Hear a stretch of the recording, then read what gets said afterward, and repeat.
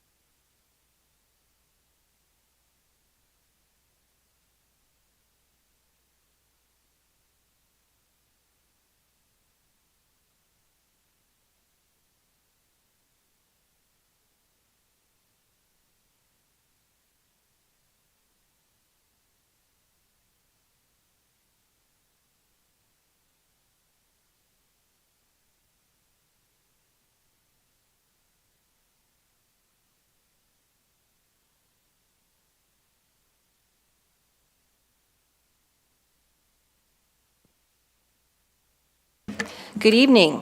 It is 6 p.m. I'm calling to order the May 13th, 2025 Fountain City Council meeting. Please stand if able for the Pledge of Allegiance.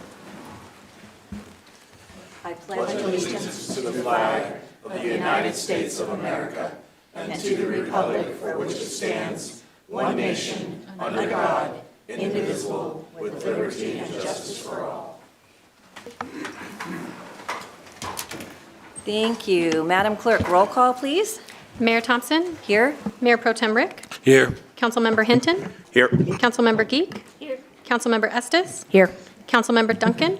Present. Councilmember Hirschberg is joining us virtually. Councilmember Hirschberg. Here. I have 7 members present. All right, thank you very much. That takes us on to item 4.1, presentations. Our first presentation this evening is Summer Zero Fares Transit Program, Myth or Song.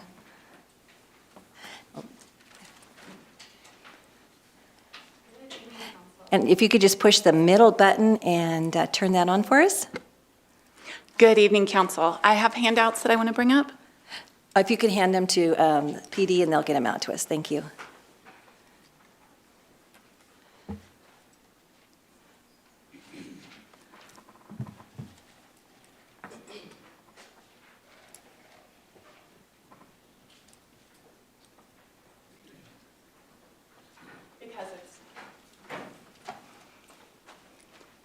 Because it is too small to see on the screen, so you have the same thing we're seeing on the screen, just in printed format. This year for the summer of 2025, Transit has, for the 4th year, been awarded a grant through the Colorado Energy Office to provide zero fare transit over the summer. This year we were approved for June, July, and August, so we'll have 3 months where we will not collect fares at all. So I was asked to present you guys with a little bit of background on this program. It began in 2022, and we've participated every year. The parameters have been a little bit different in different years, whether we've been able to do 1 month, 2 months, or 3 months, but it looks like it's going to be permanently a 3-month program from now on. There's a chart showing you how significantly our ridership increases during those months that we do offer zero fares. We've gotten a lot of great feedback from the riders and the community, how much they appreciate the program.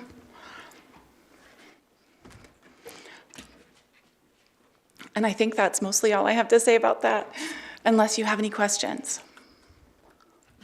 So beginning in the 1st of June, is that correct? Yes. And then through August 31st?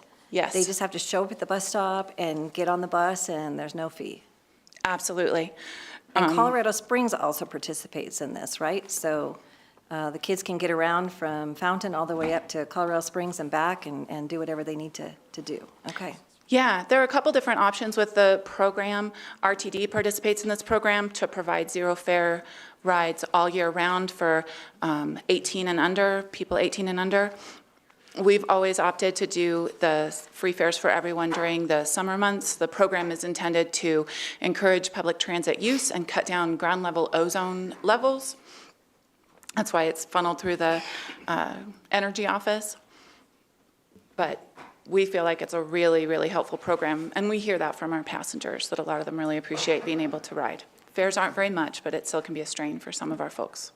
Well, I love walking by or driving by a bus stop, and you got all the youth out there lined up to get around town and to what they Yeah, want we to fill do, our buses so, up over the summer.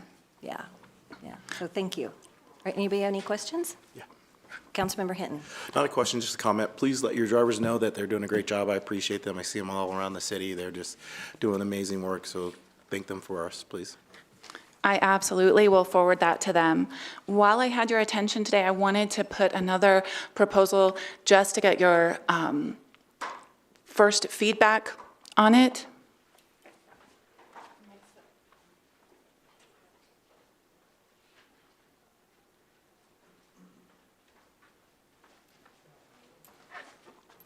Traditionally, transit has followed the same holiday schedule as the rest of the city, where we do not provide any service at all on almost all of those city holidays.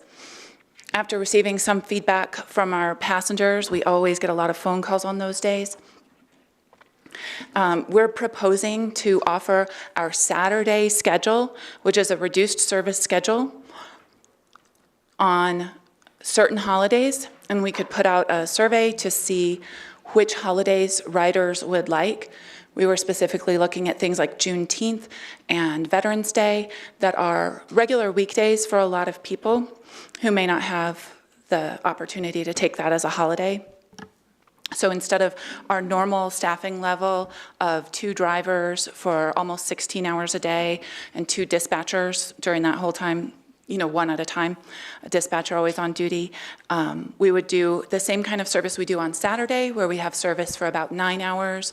It would be much less staff on board, but it would at least provide a minimal level of service for those days. With council's go ahead, I would put out a survey to our ridership, get their feedback about if that's a valuable service to them, and we can look at scheduling that for the rest of the potential holidays this year and moving forward. Yeah, Mayor, if I could point out one thing. Paul, if you could go down on Summer's fact sheet, I believe it shows the proposed, there you go. So here's the proposed holidays themselves. And one thing I'd like to point out to everybody, just budget-wise, we'd like to, and is, again, get everyone's feedback, but for our recommendation is we do this for a year so that we can pull some numbers and we can see where we're at. Having the ability to get reimbursed for the free rides during the summer also helps us offset these costs. And so, you know, to run on the Saturday schedule that Summer mentioned, those drivers and that dispatcher would receive holiday pay. So we would average just about $1,000 a day in complete costs. So one of the budgets that's in good shape in the city is our transit budget. So this is something that we would see as a real benefit for our riders. At least we could take a look at the numbers and see how many folks use these, because a lot of folks still work on these days, but it really would be budget pretty almost with the money that we reimbursed from the summers, almost budget negligible. And I wanted to make sure everyone was aware of that. Because I was going to hit you up on that. I'm glad you brought that up. But I also want to just make a comment too about, you know, our drivers need to have those days off too as well. So we just need to make sure that we're doing that, I guess, equitably and fairly with those that are having those shifts, that the same people are not driving on those same days every year if this does go forward. Absolutely. That was one of the first concerns that we addressed. Firstly, because it's a holiday and our drivers would earn holiday pay, we already have a line of volunteers ready to do that. Secondly, it would absolutely be voluntary. Because we're talking about such a reduced schedule, we're just looking for 2 people to work that day.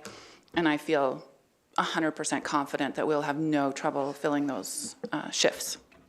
Awesome. Thank you. So all you're asking us to do today, and Scott, are we comfortable with this since it wasn't on the agenda, is put out the survey? Is that all we're asking for correct. today? And you're okay with that? Just make sure you guys are okay with them putting out the survey. We'll come back and report to you the results of that, and then. And then put it on as an agenda item, right? Okay. Is everybody comfortable with them doing the survey? Yeah, okay. All right. Thank you for Sorry, your time. I just have one question. Oh, I'm sorry. Go So ahead. will the drivers let the regular people know that there will be a survey, or will they have a QR code they can scan and?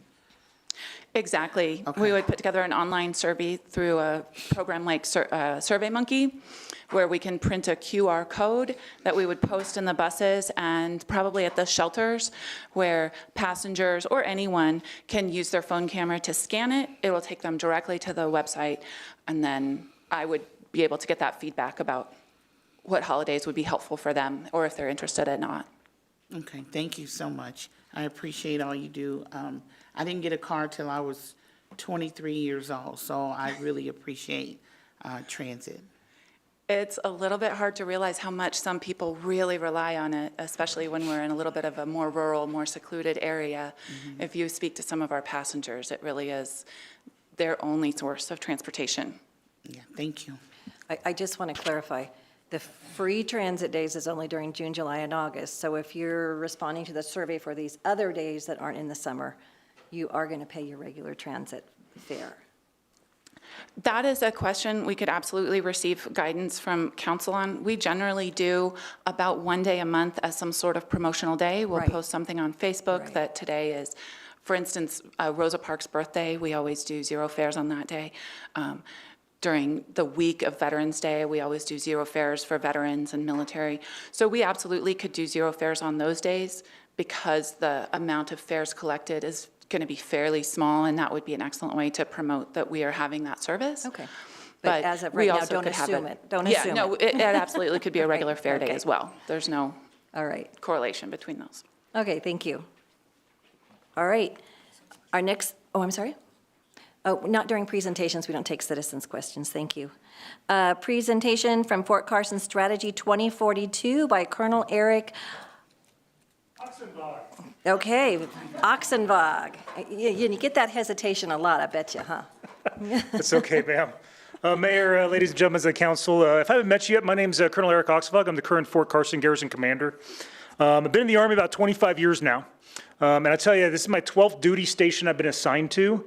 And in my 25 years in the United States Army, anywhere from the Far East to Europe, across the continental United States, I've never seen a partnership or a friendship like found in Fort Carson has. Nowhere else does something like this exist. But it's also not lost upon me that I work with a phenomenal cohort of Department of Army civilians. And I got two here in the crowd today, Ms. Dee McNutt, Mr. Chris DeGeary. You know, and a lot of that partnership and that friendship is really due to these two individuals here today. You know, I know you all here and the people of the city of Fountain and what you have developed over the years. As much as I'd love to take credit for that, my 9 months as a garrison commander, this goes back beyond many, many years and decades, this foundation, you know, and the way forward. So first off, thank you for allowing me to come today and say these few words. So 2042, when I first took command about, 9 months ago, these two civilians came to me and said, hey, we have a great execution strategy for up to 2030. But what we lack is a strategic vision of what is the future of Fort Carson. Yeah, we picked 2042 because that is a centennial of Fort Carson here in this community. And we've already had one meeting on it as we started talking about, hey, what does an installation or a small city plan for? Mr. John Trilch, we had the luxury of having him participate in that. But, what I want to highlight here today is as we move forward, with the additional planning for 2042, it's important that we want the city of Fountain to be part of that strategic planning. So as we develop as part of this community, we want to understand what does city of Fountain need from us, and you can understand what we need from the city of Fountain. And we build this strategy together.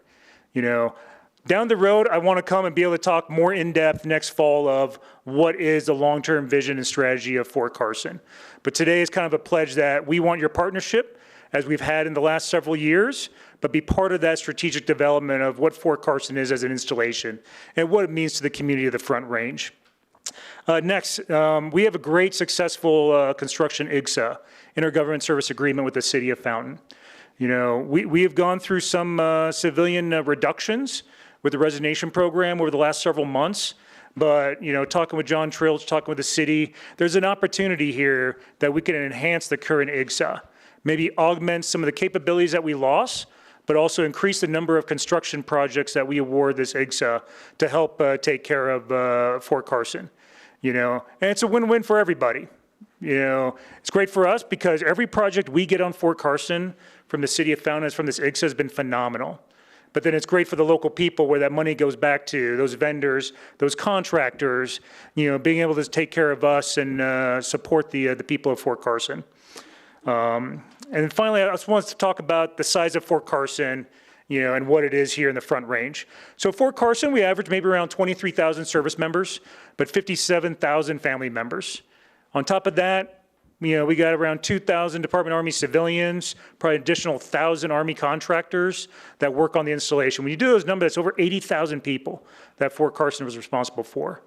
80% of that population or more live in the local community, between Colorado Springs and Fountain. And I would argue a large chunk of service members and their family members live in the city of Fountain.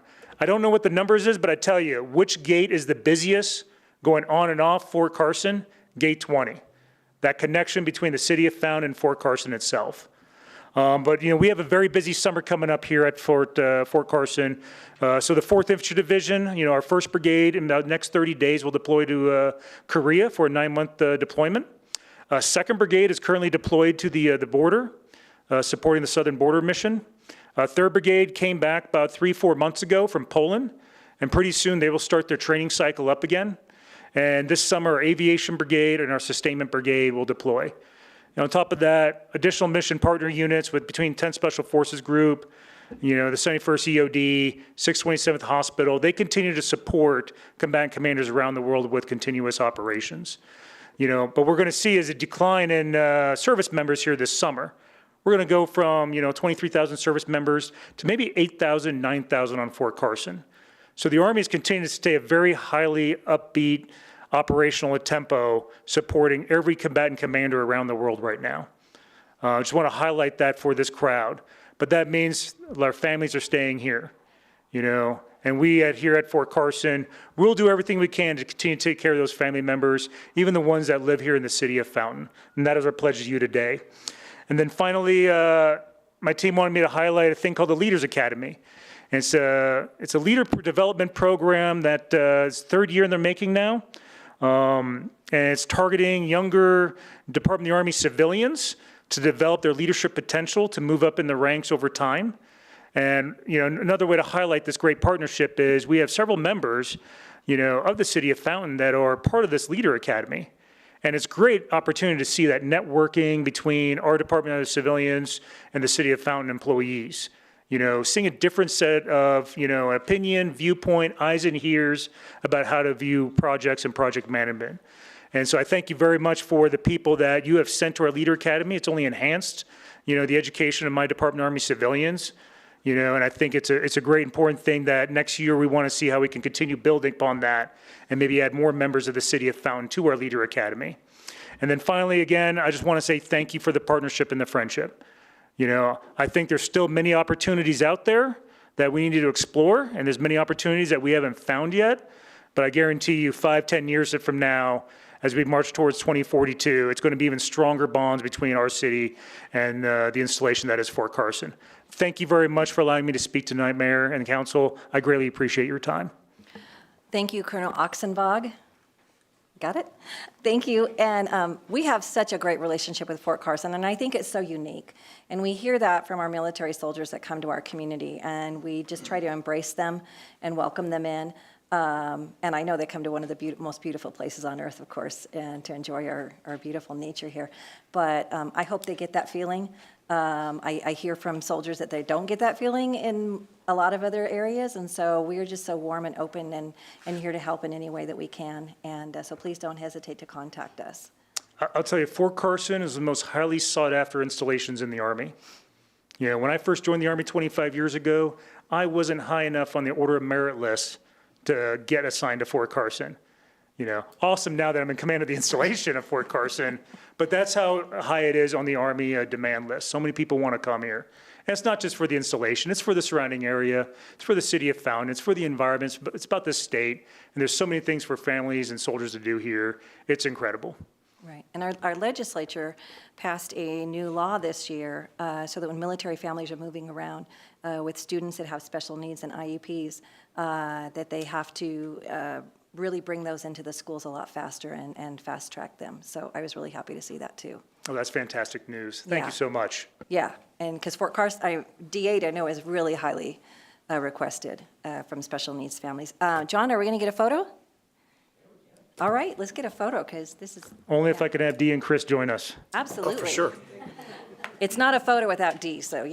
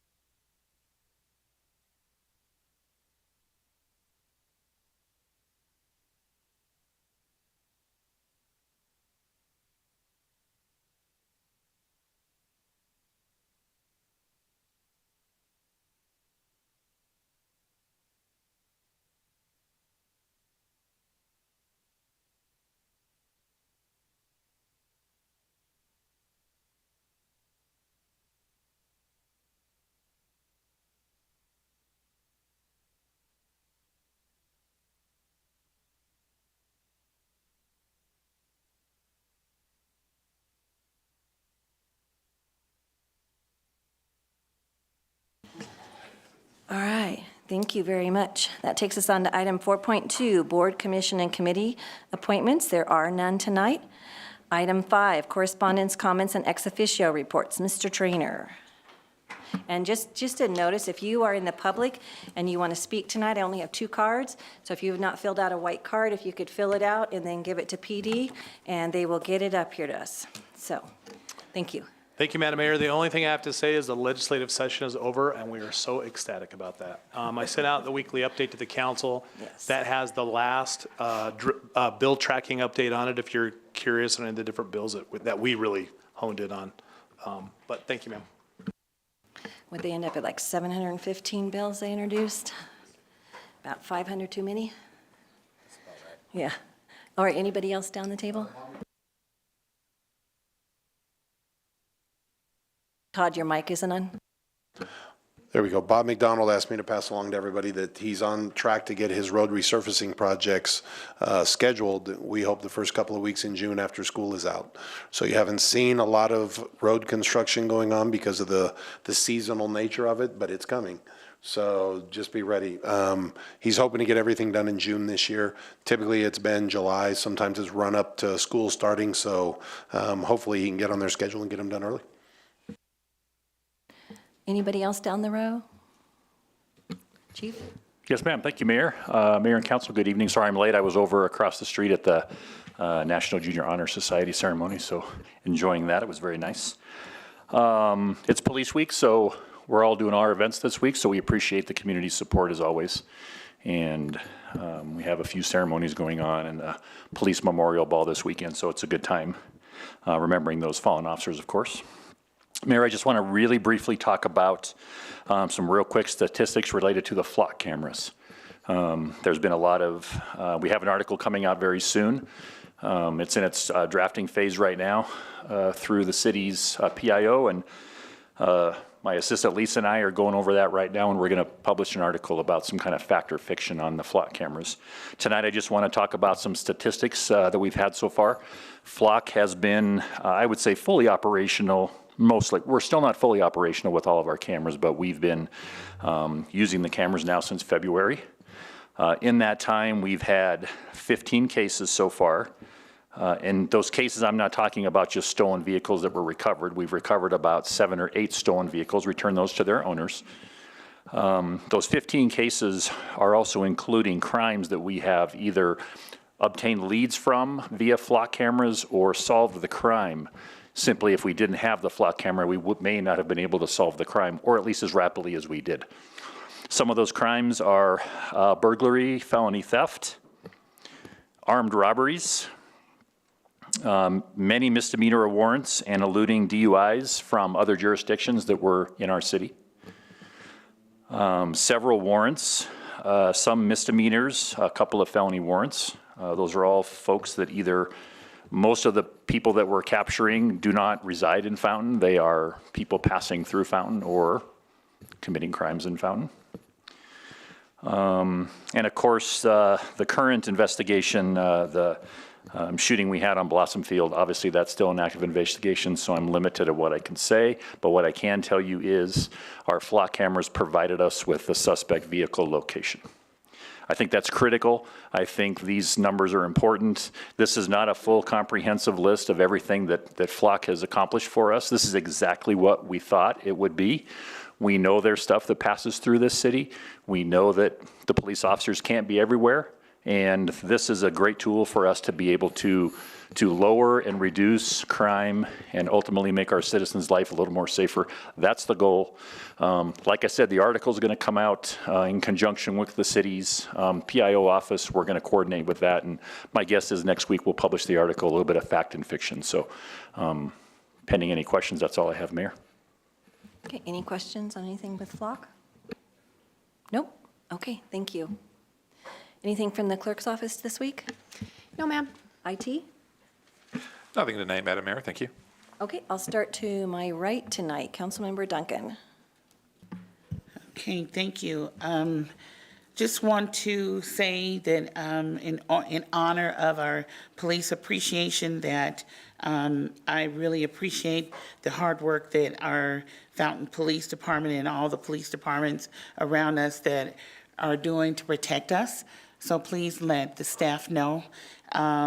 They run to danger, whereas I run from danger. So thank you so much for keeping us safe.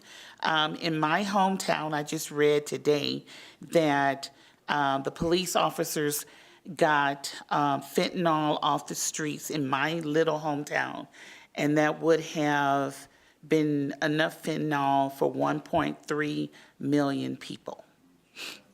So just just can't think enough of what you do to keep us safe.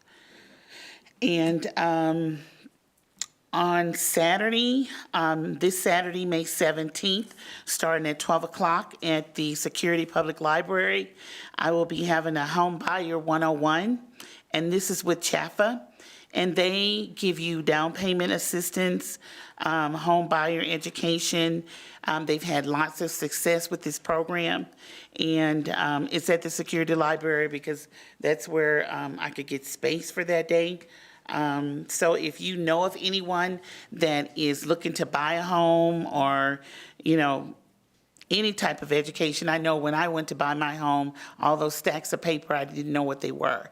So lots of information that will be given out. We'll have realtors there for people that need to help with that. So that will take place at the Security Library at 12 noon. Our warm weather, the snakes are out, and some of those snakes are not rattlers. I found one in my yard today before I came, and I did see a post. So let's just be careful about the ones that are not harmful to us because they help with our ecosystem. And let's see some other things. I got my property taxes, since we're talking about home ownership, I got my property tax, and my home value went down. And I don't know who else looked at theirs, and my home value went down. But it was interesting to see that in District 12, Broadmoor area, Cheyenne Mountain, and the Broadmoor Bluffs, that their property values went up. So I'm more information because I'm curious to understand, what the difference is. I looked up their median home income price is $730,000, and here, as of April 2025, our median income in Fountain is $405,000. So just wanted to put that out. I saw a hand raise out there, but our home values have went down. So just wanted to have you to take a look at that. Thank you. Councilmember? Well, I'm grateful that your home value went down. Mine was one of the ones that went up, and I was not too happy about that, but that's okay. We'll work through it. But I do want to report that happy belated Mother's Day to all the mothers out in the city of Fountain.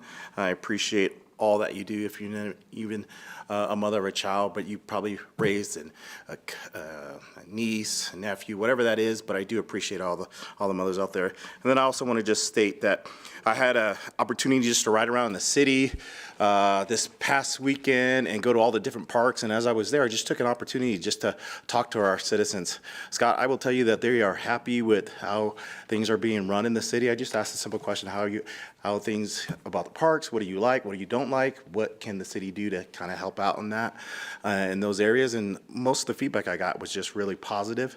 And so I was really grateful for that, and I appreciate your staff, and I appreciate all that you're doing for the city to help that move forward.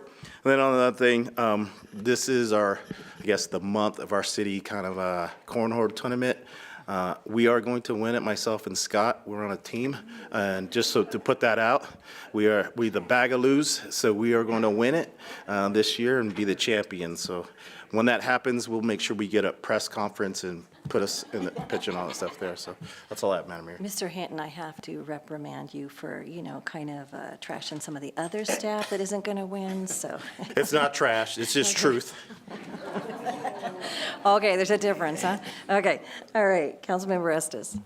I want to join on board with Councilmember Hinton and saying happy belated Mother's Day. It was my first Mother's Day without my mom, and it was tough. but it reminds you, if you still have your mom, tell them that you appreciate them, that you love them, because it goes by too fast. The other thing is, May is the month of when the train explosion happened here in the city of Fountain in 1888. And as a commemoration, the Fountain Valley Historical Society and the Friends of Fairview Cemetery are hosting some events over at Peaks and Pine Brewery, and that will be on May 28th, 29th, and 30th. And we will have a small display over there, and people will be there to talk about it and tell you about the history of Fountain.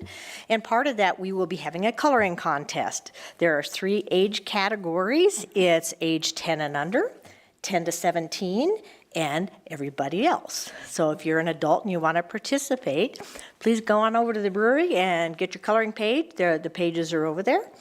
And we will be doing that to help celebrate our city's history. So that's all I have. Thank you. Councilmember Geek. Well, Can you turn your mic on, please? Attended the Wildland Fire Mitigation Town Hall the other night. Lots of really good information, and I hope that everybody contacts the guys about what to do to improve their areas where they live. I wanted to say thank you to the Budget Committee, Shauna, Megan, and the Finance team for their distinguished budget presentation. And I think that's it. Councilmember? Yes, 2 things. Chief, thank you for recognizing Police Week. I would ask to recognize Officer Moreno. Sunday I was out and over by Dutch Brothers Coffee, and there was a couple who had their car broke down. He stopped, he used his jack to help lift the car up to get their tire changed and help them out. You know, we always hear about police officers involved in car chases and shootings, et cetera. This is an example, a great example of somebody just, you know, one person to another helping somebody in need. So please pass along my thanks. Will do, sir. Thank you. Okay. And then thank you for the flock cameras. While it is important, and you stated what they did or what they do accomplish, there's a lot of rumors out there about, well, it's facial recognition and they're taking our pictures and putting it in a database, and they're going to be giving out speeding tickets or tickets for running a red light or whatever. We had a long conversation, this council did, with the representative. We asked all those questions. Those are not happening. We are not having facial recognition. We are not having speed traps with cameras. We are strictly trying to catch stolen vehicles, Amber Alerts, those sorts of things. The database gets deleted every 30 days unless there's a case specifically tied to the camera. So these are very secure. This is not Big Brother and big government trying to get a lot of information that we don't need. So I would just pass that along to the public and thank you and the police department for all your efforts. That's all I have, Madam Mayor. Chief, did you have any response to that? Yeah, and I'll be super brief, but Councilman Rick, you bring up all valid points, all valid rumors that are out there. And I know Mr. Chilcho was raising his hand because I know you were probably out when I spoke of it, but we're coordinating an article that's going to be put out to address most all of those rumors. You actually brought 2 good things to point that would not have been in the article that I'm going to put in. They're not speed traps. They don't have that capability. Boy, I wish they were facial recognition, because then I'd be catching some criminals. But they're not. They're not. They're simply vehicles on the roadway taking pictures of license plates, and as soon as a stolen vehicle passes that camera, my officers get notified. They go try to find that car. That's it. And we solve other crimes that I laid out earlier. So I appreciate your comments, sir. And some businesses have their own flock cameras type system. Yes, we have three businesses right now that have them, and 2 at least one neighborhood that has them for their HOA. They're super valuable, and I think it's, you know, Cumberland Green HOAs has paid for their own cameras, and they allow us access when we ask for it for crimes. We don't go into Cumberland Green's cameras and just watch the neighbors. We don't have time, and we don't care. We are simply looking for criminals coming into neighborhoods and trying to leave our city with our folks' cars, and we don't want that to happen, so. Councilmember Hinton? Yeah, and I just want to remind the public, this isn't something new, right? Flock cameras have been used, you know, long before we started even thinking about using them. So just as that this just been through, and we're just trying to utilize that system to the best of our abilities to be able to make sure that our citizens are safe here in Fountain. And if you've ever had a car stolen before Flock, which we have, would have wished they had it then, you know? Yeah, so, all right, thank you. Mr. Trilch, did you have something else? Because you were out of the room when, yeah, we went by you. I did, yeah, thank you, Mayor.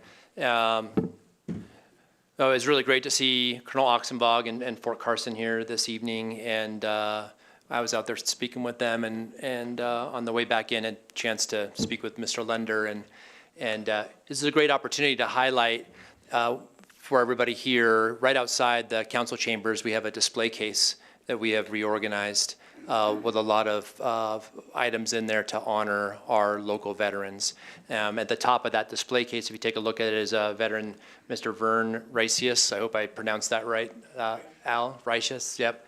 So he's a World War II veteran, served in the Army Air Corps. Absolutely incredible story of his service. You can look at and read a story about that in the display case and see some of those the items from his service that Mr. Lender kindly donated to the city, and so we've put that out there, and he's a local Fountain veteran, and really encourage you to take a look at that as we honor him and his service. And then at the next level there, we had some extra space in that cabinet, and so we decided to highlight veterans who work for the city of Fountain. Every day you have employees here who serve the city and serve the community, or veterans themselves, and so you can take a look at those veterans also. And so we'll continue to do that, to rotate that information up there to highlight our military and veterans. So anything to add, Al? Could you come down the mic? Could you just come down the mic so everybody can hear you? Thank you. Vern Reisius was a member of Post 38, and his hat from the American Legion is there in the case, plus every monthly dues card that they had. It's all together. And I knew Vern personally and was given all that by his family. And I had it for, I don't know, maybe 15 years in a bag. And one day I was going through my things and I looked at it and I couldn't just throw it away or burn it like we usually do. And I brought it to the city, and with Lexi's help, she put that together. And just to make a quick story of it, Vern was shot down in his B-52 bomber, and when they were captured, the pilot and co-pilot were immediately beheaded by the North Koreans or whoever it was at that time. And Vern was a prisoner of war, and he was fed fish heads for the whole time he was a prisoner of war. When he came home, he would never eat fish again. So anyways, I just wanted you all to see it. It's right by the elevator, and it's very meaningful, and it's history. And we appreciate that, and just with Memorial Day coming up as well, just wanted to highlight that case. Yeah. So Thank you Mayor. for donating that, Mr. Linder. Appreciate it. I recently picked up something and I found my dad and his mother's World War II ration books. They still got some coupons in them. I wonder if there are any, can I still use them? All right, thank you. All righty. And let's see, that brings it back to me. I went to the HBA sponsored a career in construction event and up at the Rodeo Museum. And I went to that, and they were expecting 200 to 300 students. And they have a really cool program. And have we ever participated in this? Because Colorado Springs Utilities was there, and our regional building and all that stuff, just trying to hire kids at any type of construction or hands-on type career that they might be interested in. So it was great to see the kids there getting lots of information, asking lots of questions, and just really interacting, so that was great. Went to the 4th ID retirement, retiring of responsibilities for Command Sergeant Mailer Cooperty, and attended a Front Range passenger rail meeting, and they have a survey, I know I sent it to you, Scott, that is now live, and they're going to be surveying everybody. If you could please give your input on your thoughts and ideas of the Front Range passenger rail line that they're trying to create. Went to Councilmember Romanello's service to pay respect to the City of Monument. I know a couple of others went there. And Wanda Lean, who owns WT Cuts over here, had a thank you community event, and that was great. She had a bounce house out there and barbecue and everything, and wanted to thank the police or fire department, but they're not here because they put on a great program with the fire mitigation. And so it's springtime. Watch out for the kids because they're not watching out for you, and they're just out there with their bikes and everything, having a good time. And so just be super careful when you're driving around town, please. And that takes us to public to be heard. Citizens may address council on items that are not on the agenda. Council may not be able to provide an immediate answer, but will direct staff to follow up. Out of respect for the council and others in attendance, please limit your comments to 5 minutes or less. And again, I only have 2 cards, so if you were wanting to say anything tonight during citizens to be heard, grab a card real quick and get it filled out and give it over to the police, and they'll get it up here. And my first card is from Patty Cuff, and she wanted to address City Council on neighborhood safety. So please come down, push the middle button there, and that'll turn your mic on, and state your name for the record, please. Well, good evening, council members. My name is Patty Cuff. I live at 509 Blossomfield Road here in Fountain. I live next to 505 Blossomfield Road, where Mr. Swiatek rents his house.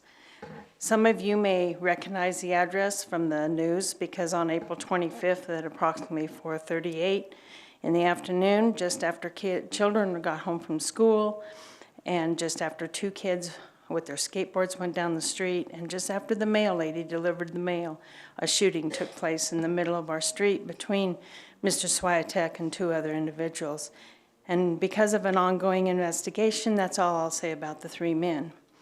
I know a lot of you I've already talked to, and I used to keep a journal on coming and goings of Mr. Swiatek, but it began to seem it was the same thing every night, and no one was listening to me, with the exception of code enforcement, in particular Tish Cornella, who is a godsend to me.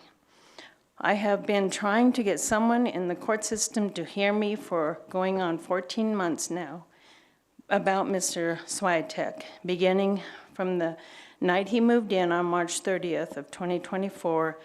We've had no peace. Mr. Swiatek has violated every checkpoint in the Colorado nuisance law. The nuisance law is about protecting individuals and the public from activities or conditions that unreasonably interfere with the use and enjoyment of property. Example, loud noise at night, working on cars, trucks, motorcycles at night. He is continually conducting what we believe to be criminal activities all through the night. He has over-the-limit dogs, according to Fountain's own code, 6.04.050. They are pit bull dogs and other mixed breeds. These dogs have been aggressively attacking and chewing our fence to the point that they broke through in multiple areas several times. And then on April 23rd, 2024, at approximately 4 p.m., they broke through again and attacked our dog, sending him to the emergency hospital. Mr. Swiatek's dogs were taken from his house only to be returned the next day. Animal control picks up the dogs and then they are back in the very next day. One evening at approximately 2 a.m., I heard a dog fight in their backyard, and one young dog was seriously hurt, crying for at least a half an hour. But when animal control was called, Mr. Swiatek refused to answer the door for them. To this day, I don't know what happened to that poor dog. Mr. Swiatek admitted in court before Judge Johnson on April 14, 2025, that he was guilty of possessing vicious dogs and was ordered to pay us restitution for our vet bills. As of the date of this letter, I have not received a dime of of this court-ordered restitution. I recently discovered that the county clerk and the city administrator may have failed to record or otherwise get the proper filing to the court-ordered judgment entered in the proper place. As a result of the dogs breaking through the fence and attacking our dog, the fence had to be replaced. We contacted a contractor to build a new fence. Mr. Swiatek refused to help with the tear down and with any cost incurred to put up that new fence. And Mr. Swiatek's dogs continued to jump and chew on the brand new fence and in the efforts to get to our dog. I have taken measures to make sure our dog stays away from the new fence by putting a livestock electrical fence up. My dog still barks or the dogs still bark at each other. Mr. Swiatek's dogs continue, though, to jump at the fence and chew on the fence, and thus they are now breaking down the new fence, and he has not done anything to prevent it.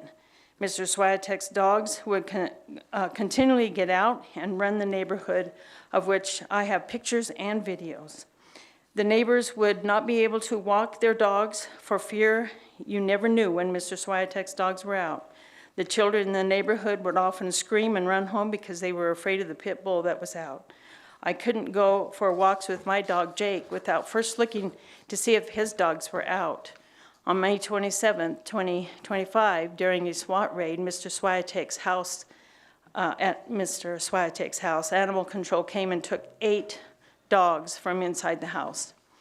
Over the year plus, Mr. Swiatek has been living there. He has constantly violated Fountain Zone Code and Colorado Nuisance Law 8.08.030 and 8.12 by working on vehicles and motorcycles, Harleys, during the night between the hours of 12 a.m. and 3 and sometimes 4.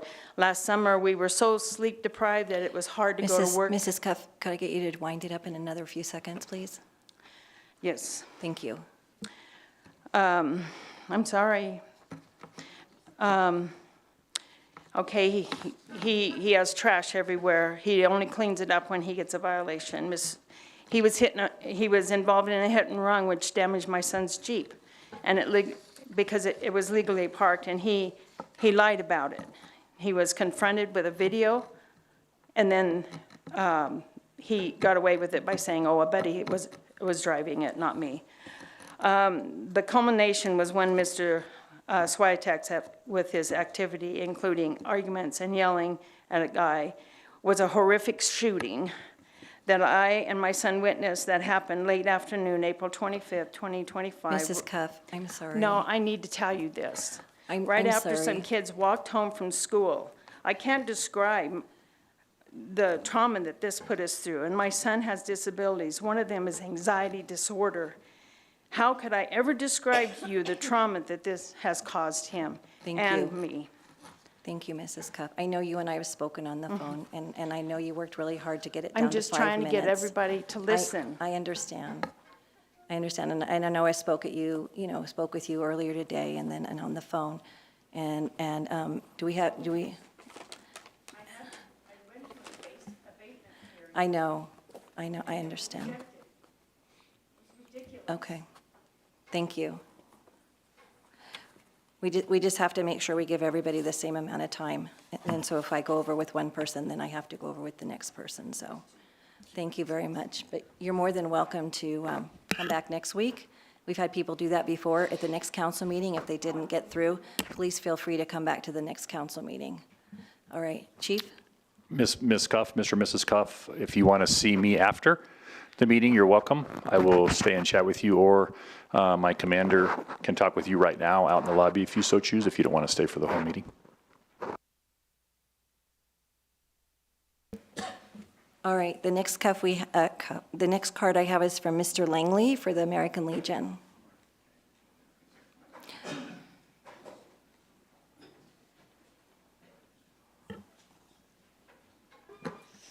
Good evening, Madam Mayor and City Council. It's been a while since I've been here, so please bear with me. So every Friday from the hours of 5 to 7, we do have a meal at the American Legion. This next meal that we're going to have is going to be a steak dinner. Next Friday, we're going to have a Puerto Rican chicken that's going to have a rice, but it's going to have bacon with beans in it, and then there's going to be plantain served with it. I just wanted to bring your attention up to that the Run for the Wall is going to be coming through this next Saturday. I do not know if it's just going to catch the corner of a fountain and then go up 24, but I know it's going to be in Pueblo and it's going to be in Falcon. Just some of the things that we've donated to in the time that we've had in the last month. Jordahl Elementary, we donated $1,800 so that every student could have at least one box of cereal to go home for the summer break. The auxiliary just finished up taking donuts to all 3 of the high schools that we support, being Widefield, Mesa Ridge, and Fountain Fort Carson, and they did that in honor of Teacher Appreciation Week. We have also donated over $1,500 to the Widefield School District 3 Backpack Bash, and they'll be giving those out at Grand Mountain when the school year gets ready to start. I don't know if you saw, right when the meeting was getting ready to start, the auxiliary also brought some candy into the police department in recognition of National Police Week.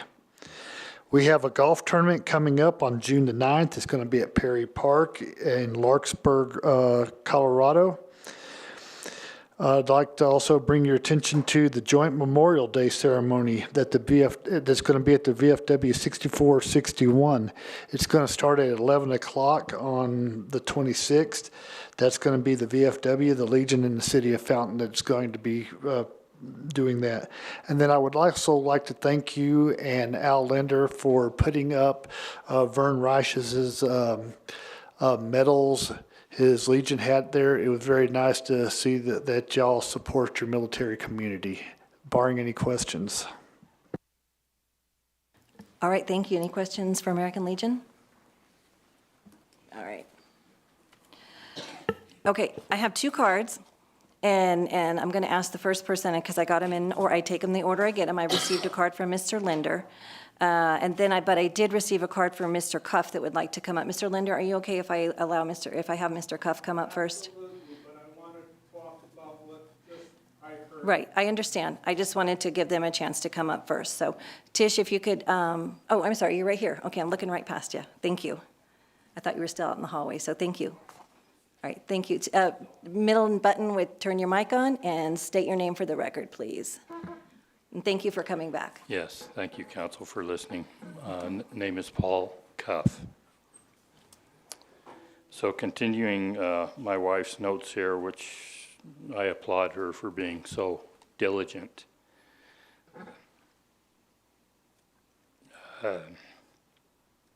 Mr.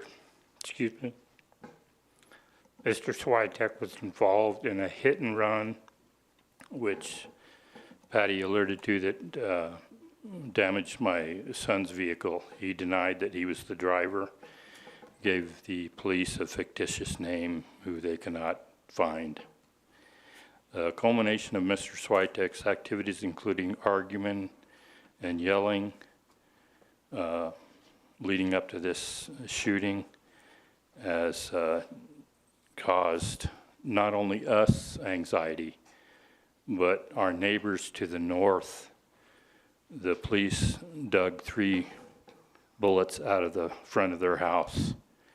They were sitting in the living room during the shooting, and if it would have been 6 inches higher, one of them could have been seriously hurt or killed. That's what's upsetting to us. So I know all about ongoing investigations. Her notes is, it makes me sick. Then to add to the whole thing, SWAT showed up that morning. Again, took the dogs, which you're aware of. Our family has lived in this home 25 years. Her question is, what is the city of Fountain going to do? Please, please. One more note to include, not related to this, Mr. Switek, but another rude, his conduct rude, crude, self-important neighbor. He drove down our street just last night drunk. This is another neighbor last night that caused an accident on Blossom Field Road, hit a parked vehicle. That parked vehicle landed in our front yard early this morning at 3 o'clock. Police found that vehicle. Apparently could not get the driver to come out. His dad came out and was uncooperative with the police officers. The police officers left, came to our house, and handed us their card. So we don't know where that stands. We did note the driver of that vehicle was out and about. His dad took the vehicle involved in the crash and looks like he went somewhere to have repairs done to that vehicle. So we don't know what's going on there. So her notes, I certainly have seen where the justice system has treated our police unfairly, not supporting them, but instead supporting the criminal. There is a lack of communication on the part of the judicial process, of the court, and a lazy way of doing their jobs. I have seen this in talking to the various departments of the courts, law enforcement, animal control, and city administration. What can you do to change these discrepancies? January 22nd, 25, I went to court to hear an abatement for Mr. Switek, which to no surprise failed to even come to court. Judge Johnson listened, I think he did, to all the evidence of the law infractions and the constant nuisance law violations, and then based his judicial decision on his feelings and not the law. What is happening to real victims? Mr. Switek is not a victim.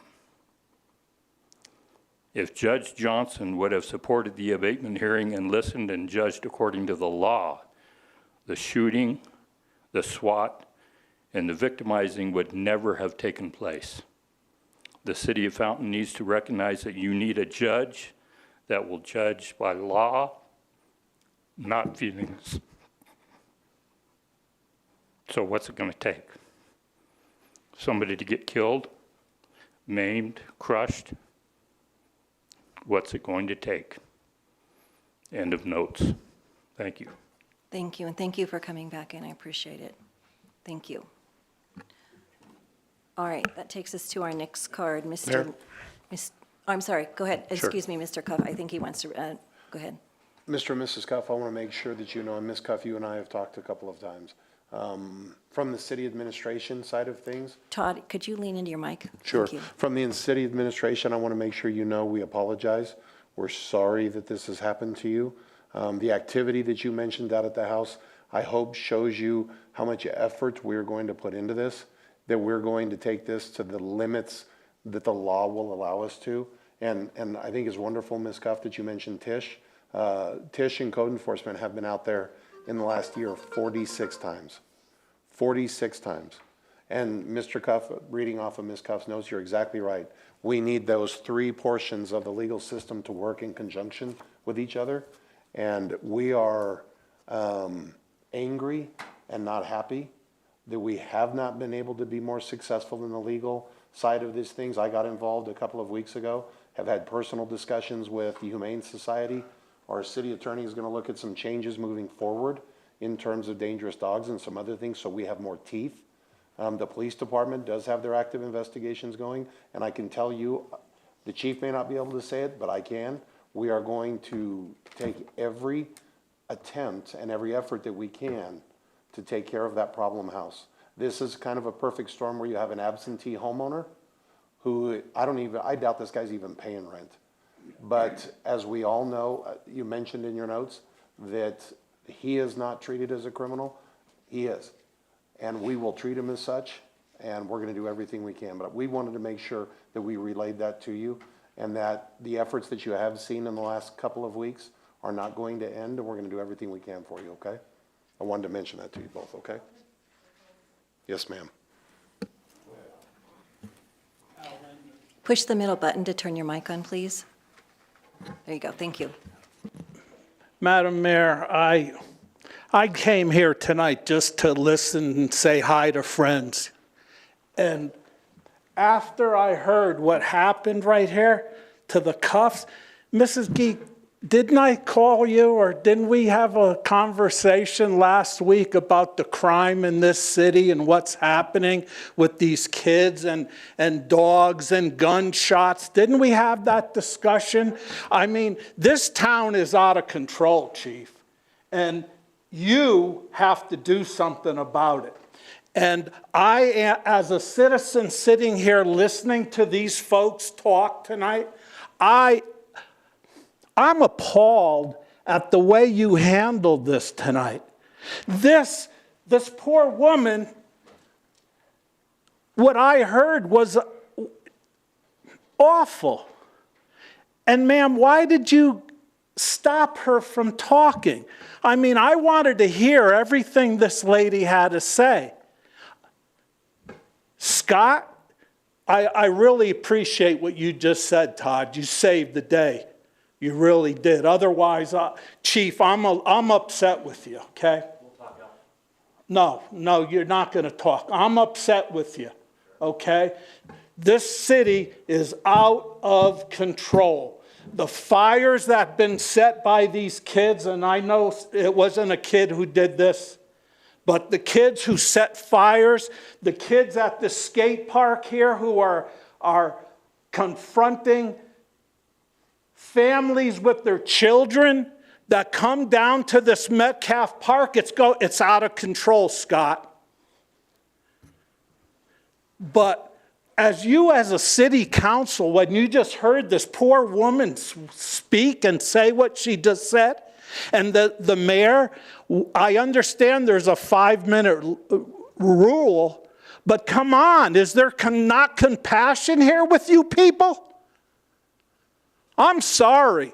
That was a disgrace. And I'm really appalled to what took place tonight. That this poor woman didn't have the right to finish the words that she wanted, Mayor, and you stopped her. That was totally wrong.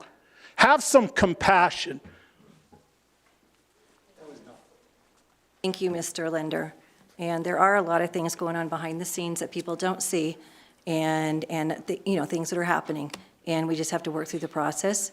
And I know Mrs. Cuff was aware of the 5-minute time limit because I spoke to her before the meeting, and she said she'd get through as much as she could. So we did, but we have to keep a time limit because we're here to do the city's business and listen to our citizens also. So thank you very much. All right, that takes us on to the consent agenda. We have 2 items on the consent agenda tonight.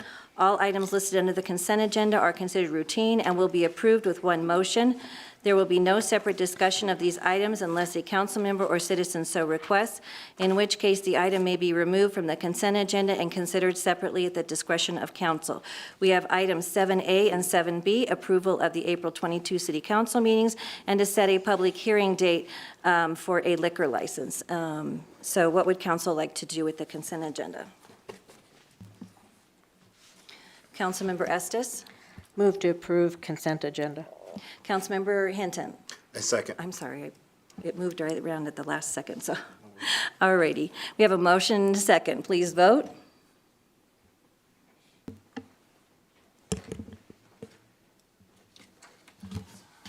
I have 6 yes.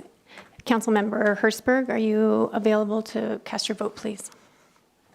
Yes. I have 7 yes. Motion carried.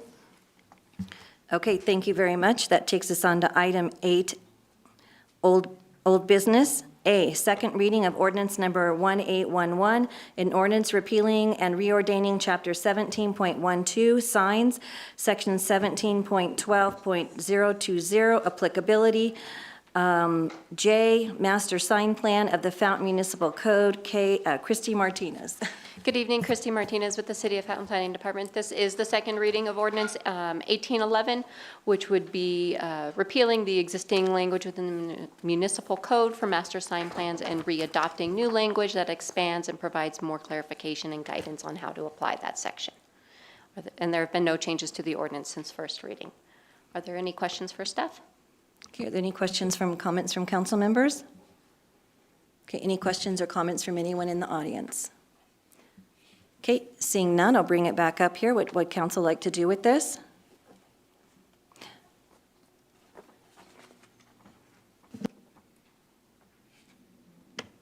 Councilmember Rick? Move to approve ordinance 1811 on second reading. Councilmember Hinton? Second. Okay, we have a motion and a second. Is there any further deliberation? Seeing none, please vote.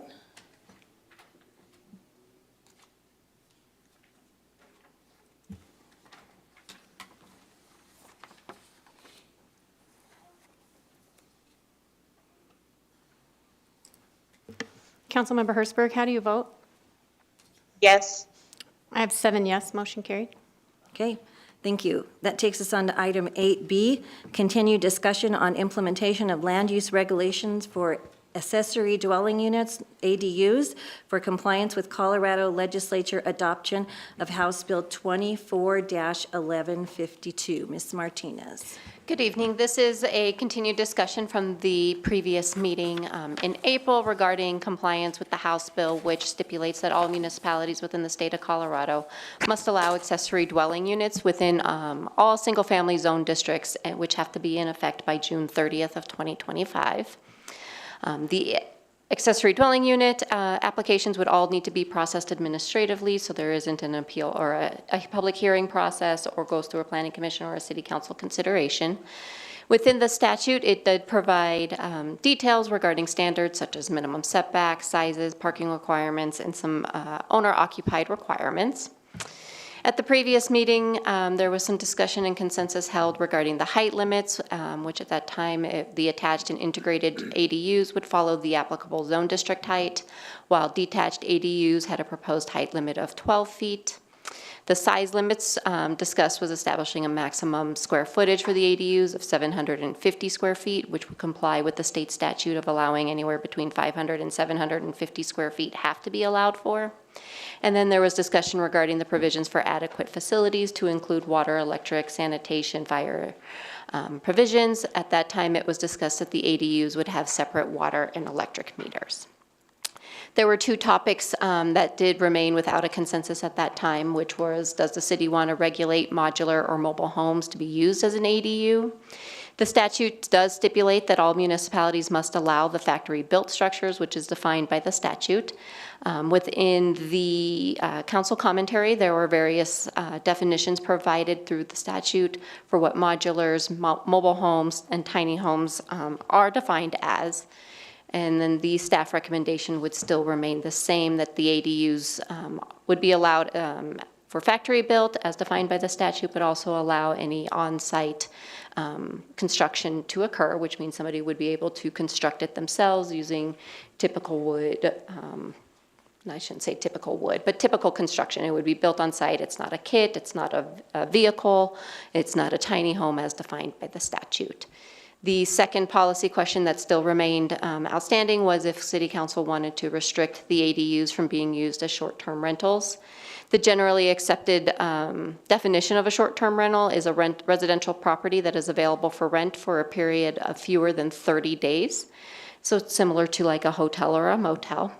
And there are some options for City Council to consider as to whether or not to allow the ADUs to be used as short-term rentals, to only allow the primary unit to continue as a short-term rental and not allow the ADU to be used as a short-term rental, or Council could eliminate all short-term rentals through the community.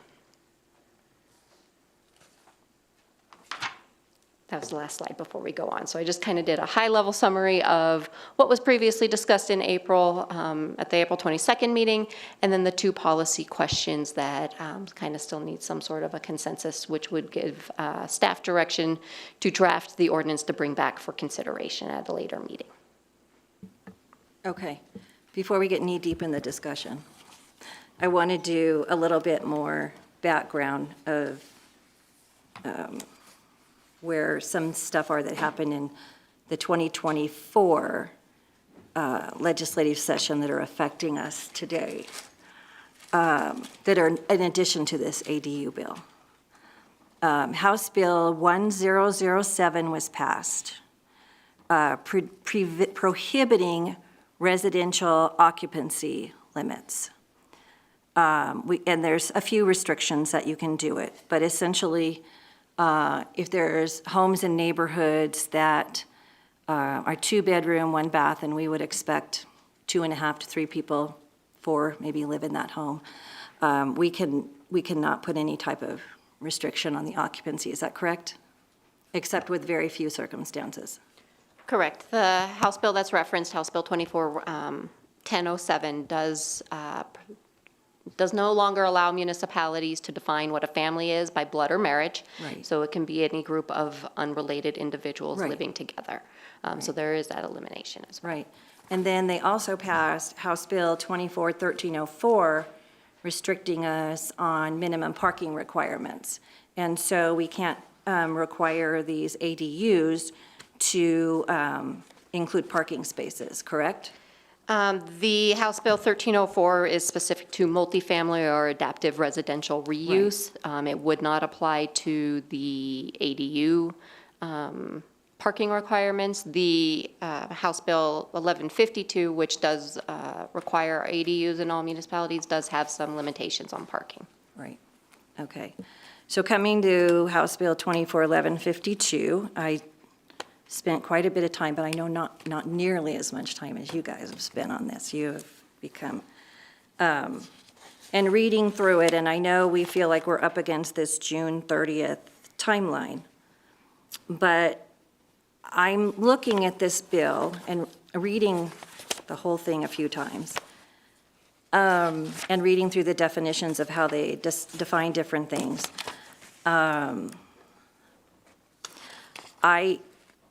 I'm reading it that on or after June 30th, we have to have it in place, but we have to send in a report to DOLA, not necessarily having the whole ordinance in place. And I'm looking at, let me find it, because I've lost my sticky note.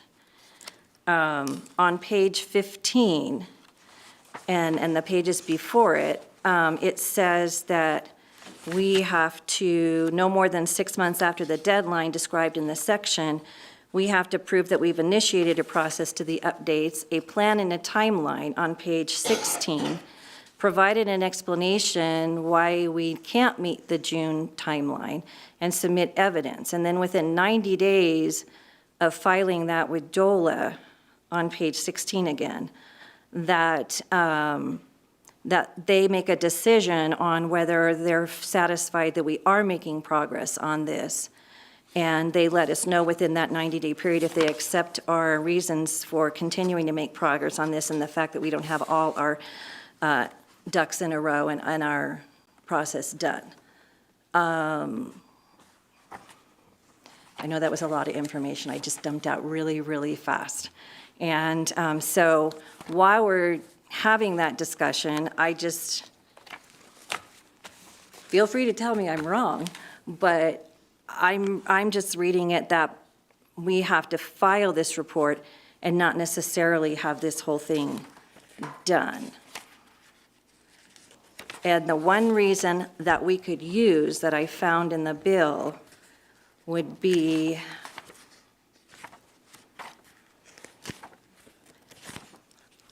I had it right here, but I've lost it.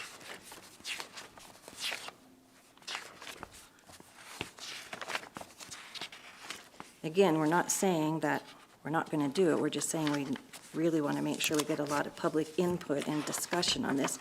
And it was basically to say that if somebody has an ADU, that we would have a program or a policy or in place that we would be working with that existing ADU to make sure that it comes into compliance. And I believe we probably pretty much do that already when somebody comes in. Yeah, here you go, on page 15, assisting property owners with ensuring that pre-existing ancillary dwelling units comply with local laws. And I think that would be the one reason we could use to show that we are making progress on this. So, Madam Mayor, I'm looking at the subject statute 2935-104. The report that you're referencing, if you look at section 1A on page 14.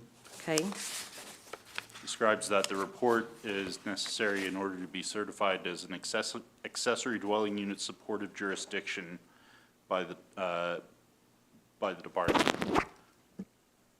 So I don't think that the report extends the compliance period necessarily. It simply allows you to apply for or continue to be considered for certification as an accessory dwelling unit supportive jurisdiction.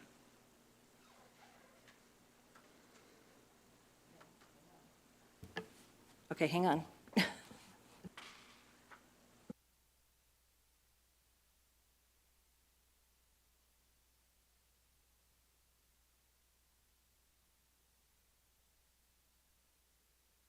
Okay, well, if you look at page 15, and you go down almost all the way to the bottom to the II, notwithstanding subsection of this section, the department may allow a subject jurisdiction to submit the report described of this section no more than 6 months after the deadline described in the subsection.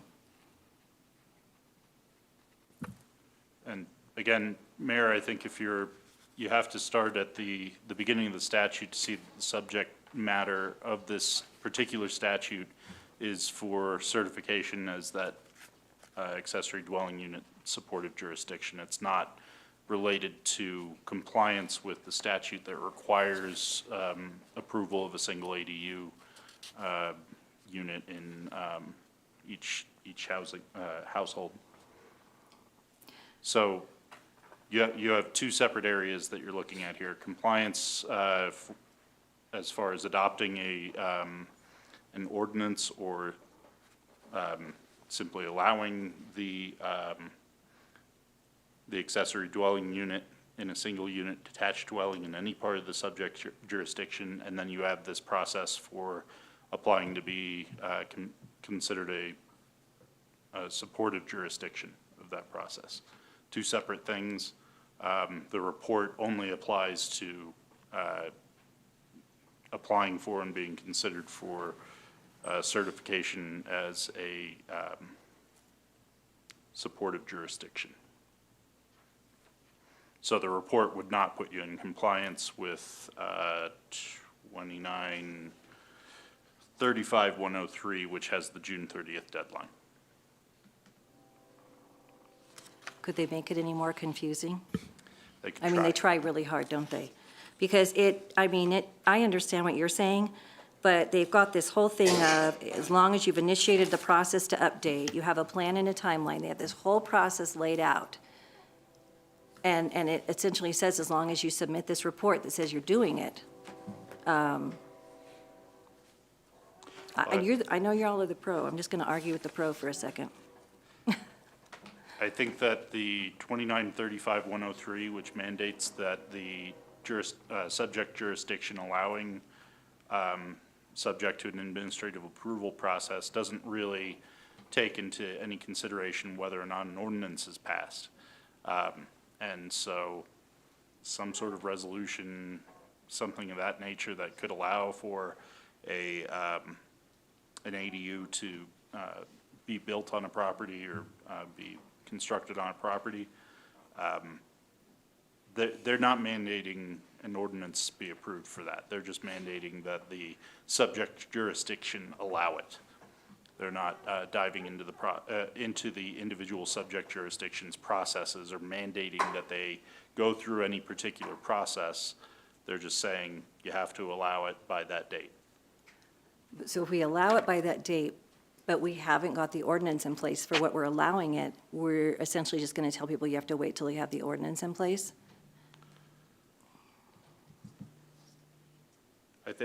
You're still bound by the stipulations in the, in 2935-103. So you would have to have the administrative process in place to approve or deny application for an ADU.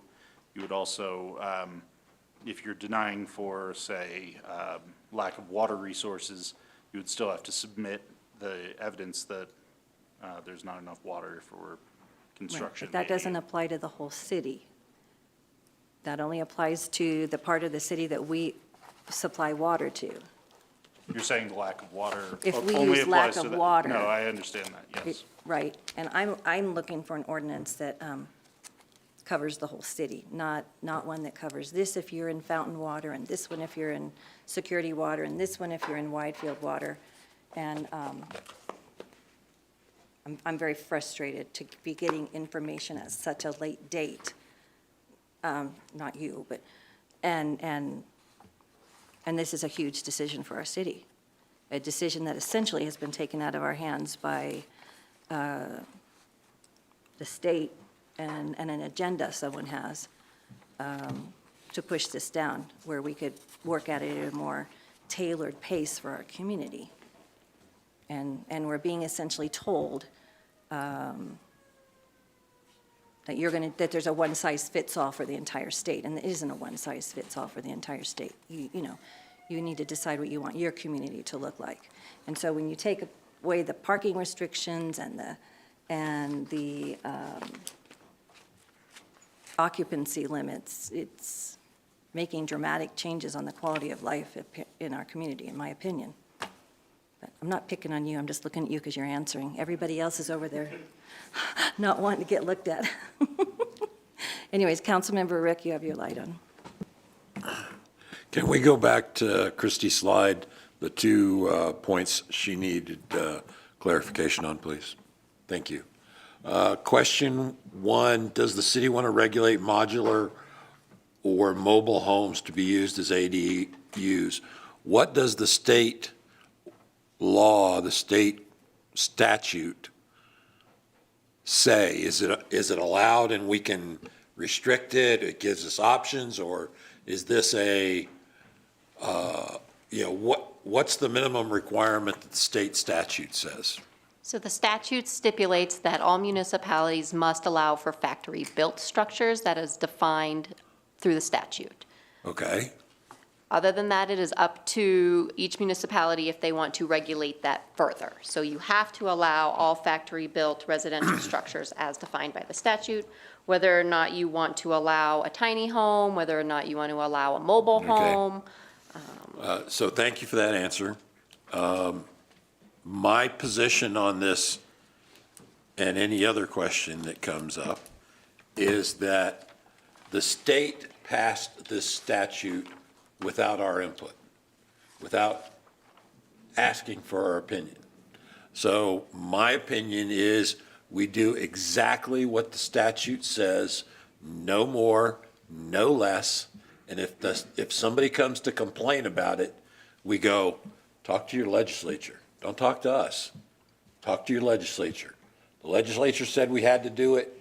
We did exactly what the legislature said. If you don't like it, go complain to them. I want to wash my hands of this.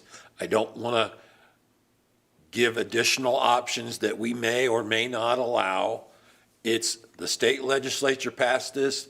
This monkey is on their back. Let the people deal with the legislature. But that's just my opinion.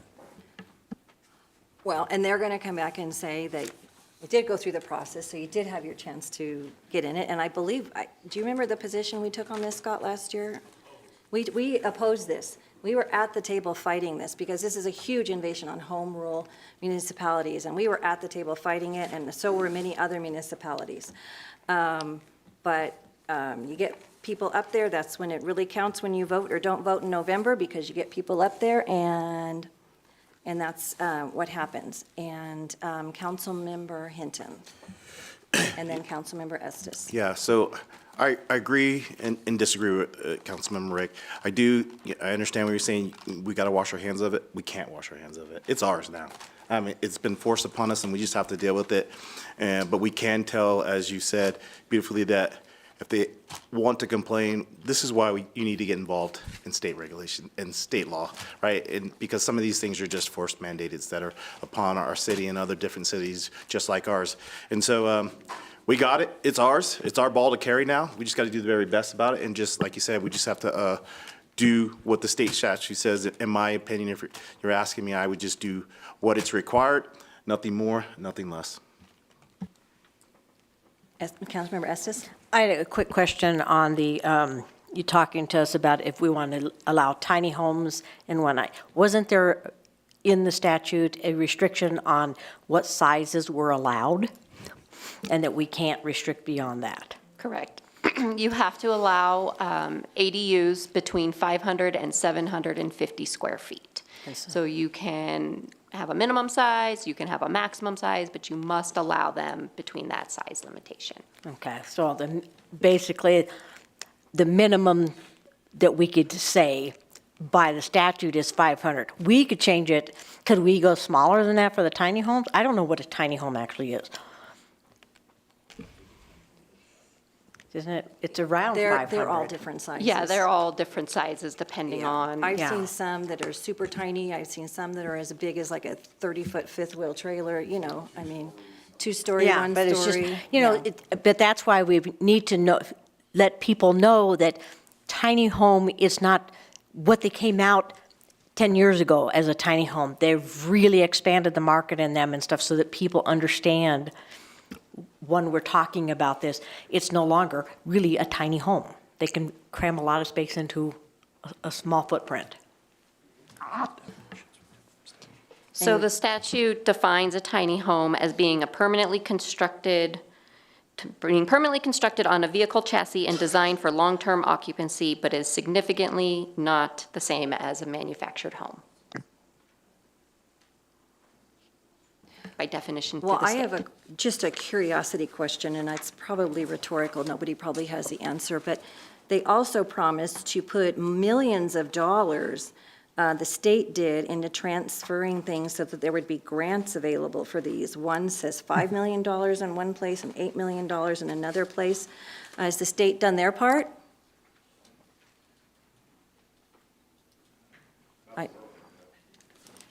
I'm just curious. If they have done their part, they expect us to do our part if they have done their part, where they're supposed to be putting millions of dollars into these funds that would be available. I'm not aware of it. You're not aware, I know. I said it was probably a rhetorical question, and the frustration is coming through, sorry. All right, anybody else up here have any other questions? And I don't want to get yet into what we're going to allow, because I want to hear from the public that's here, too. So, And I wanted, just real quickly, if I could, Mayor, I want to reiterate, we just mentioned it last time.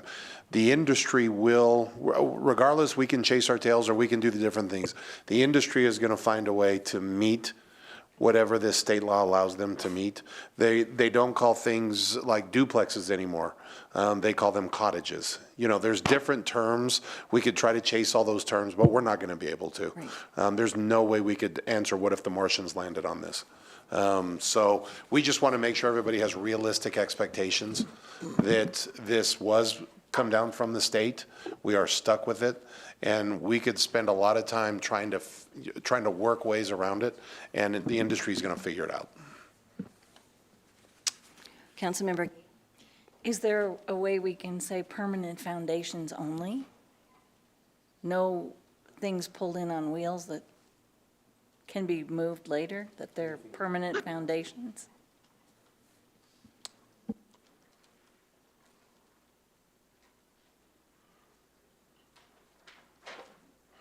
While Christy's looking for that, it looks like she's looking through her material. I want to answer your last question, Mayor, about the money that's been provided. So there's $5 million through DOLA for fee reduction and encouragement grant program. It allows grants for local governments to offset costs associated with developing pre-approved ADU plans and to waive or provide financial assistance for fees. And then they have 8 million so they have a 13 million total, 8 million that's going into homeowner financial assistance through CHAFA. So just followed up on that for you. No, I know that. My question is, did they put it in the bank? I don't know, I just know that it's in DOLA and CHAFA. I don't know where they keep the funds. Right, but they were making budget cuts pretty wild right. and crazy all this year, And I'm going to join on the mayor bandwagon. Can we define what DOLA and CHAFA is for our public? DOLA, Department of Local Affairs, CHAFA, Community Housing. Finance Association, Yeah. Finance Association, right? Okay, Yeah. thank you. All righty, yep. All right, are there any questions or comments from anybody in the audience? Okay, please come down the microphone, push the middle button, state your name for the record. Good evening, Connie Weisenhunt. So I just want to say, over the course of this coming up, the language is not very person friendly, so it's really kind of hard to comprehend. And so I just wondered if, like, Christy can break it down a little bit more into layman terms. I know that's a lot, really fast, but the other thing is that if you have a month away, and it seems like some things were, like you were saying, like, do we want mobile homes, to be included in this? We have a lot of folks living in mobile homes. And so it sounds like really big picture, Christy, if I'm wrong, that we just don't want people who've got the 5.5 acres of land with a house and a barn adding 3 or 4 mobile homes on it to accommodate family and hardship? Is that what we're trying to avoid? Like, it's really confusing. And then you have so many people already living in mobile homes that are already like wondering, are we safe? Are we secure? There's a lot going on in the city with some of our mobile home parks. And I just wondered if there's a possibility that you could kind of clarify it a little bit. It's very, very confusing. So there was a First, significant... hang on just a second, Christy. First of all, this only affects if they're going to add a second home onto their property, and only one, okay? So maybe that answers that question about 5 and a 5-acre lot, okay? And then secondly, this doesn't affect our mobile home parks at all. Okay, it doesn't affect them at all because they're already set on their foundations and they're in a park, and that's totally separate. So this is to do with a single dwelling home that if they wanted to add an ADU onto it, how it would be done and what sizes we would allow. And we're asking a lot of quality of life questions, a lot of public safety concern questions, transportation questions, and I think our citizens deserve us to dig into this. And it's not a us or against them thing at all. It's we're trying to anticipate some of the problems that could potentially happen with this. And so it's not a us versus them thing at all. It's just we're trying to define, do you want somebody to bring a 30-year-old trailer that the siding's falling off, not a mobile home, a trailer, and put it in the front yard right next to your property? And that's what we're trying to define and figure out, because it is going to affect the quality of life on the people on either side of that. So I think it's fair to ask those questions and ask the big picture questions for the citizens in our community. So Christy? I think that summarized it. There was significant discussion at the April 22nd meeting that did a deep dive into the statute, where a lot of this was discussed in significant detail. So the 2 items that were being carried forward today were really the leftover ones that council had asked for some additional clarification and definitions on. Rather than trying to rehash a 2-hour meeting on discussion, I'd encourage you to go back and take a look at that YouTube channel and go through all of that. I just think a lot of people listening. It's a very confusing law. As you can see, they write one section here and one section there, and then we have all these other laws that, that they've passed and been combined with. And I think you're seeing our frustration on trying to understand it and do what is going to be best for our city as a whole. So we're not trying to be snarky or rude. We're trying to truly understand what we can and can't do and not end up in court, but yet do the best for all the citizens in the city of Fountain. Councilmember? No, I would just agree with you, Connie. It is very confusing. I've lost a lot of brain cells just trying to read that, and it was written by lawyers. Nothing against you, nothing against our lawyer here, but it is just written by lawyers. They throw all this lawyers speak stuff in a bill, and you just expect for you to not to investigate it. And that's what we're doing as a council, to investigate what has been written, and then what is our role in applying this state statute. So yeah, I'm with you. It is very confusing, and probably the layman's person wouldn't even understand it. Heck, I don't even understand it half the time. But you know, that's just where we're at, and we're just trying to figure it out. And the frustrating thing is they pass these laws, they put these really unrealistic expectations for us to have to apply for them by. And the law passes, and then it sits a certain amount of time before it goes into law, and then people have to review it, and then we have to figure out what it's gonna, you know, how it's gonna apply for us. So it's not like, oop, law passed, you should get on it. And giving people 18 months to get on top of this huge concept is just, it's just not enough time. And Christy's been studying it, and staff has, and then water, and then we have 3 different water departments that apply, you know, to our city. And so trying to come up with something that covers all of them, it's just, you're hearing our confusion and our frustration with our state legislature, you know, so. Councilmember Estes? And I want to join with Connie. It is really frustrating. And the whole purpose of this was to help us have affordable housing. And that's not what it's doing. And that's the sad part of this, is that they did not help that situation at all. They've created more chaos for us to try to get through. And so, like you said, that if somebody had a 5-acre lot, yeah, it would be great if they could put 5 mobile homes, but that's not what, it's one accessory dwelling unit per residential home. So that doesn't help us, and let's be honest, most of us are gonna say, if I can build it and I can charge $2,000 a month rent, that's what I want. I don't wanna give, you know, so it's very confusing, and just so many, you can do this, but you can't do that, you can do this, but that, you know, and there's just so many give and take. It's very confusing for all of us. So thank you for reminding us how confusing it is. And yeah, and add on planning department and setbacks for houses and different things, and you are seeing it in action. You're seeing government in action. So Christy, now that we've rabbit trailed a bit, but it's okay, I guess we all needed to do it, right? Is this planning, okay, this is our first meeting in May, right? And we have to have this passed by our second meeting in June, is that correct? Correct. Okay, so what do you need us to do today, and what will you be bringing back to the next meeting in May? So the 2 policy questions that still remain undecided at this time, which would help staff draft the ordinance for consideration, would be the allowance for modular mobile homes. If we want to go down the rabbit hole of various types of ADUs, or do we want to stick with the allowance within the statutes that stipulate that all municipalities must allow ADUs as factory built? We did expand it a little bit, so if somebody wanted to build it themselves, that they could, but we could dial that back to strictly what is in the statute that says all municipalities must allow factory-built structures, and provide that definition by statute. Is that the minimum we That is can the do? minimum. So the minimum we can do is 500 to 750 feet and factory built. Yes, you have to allow those. We have to allow. Okay.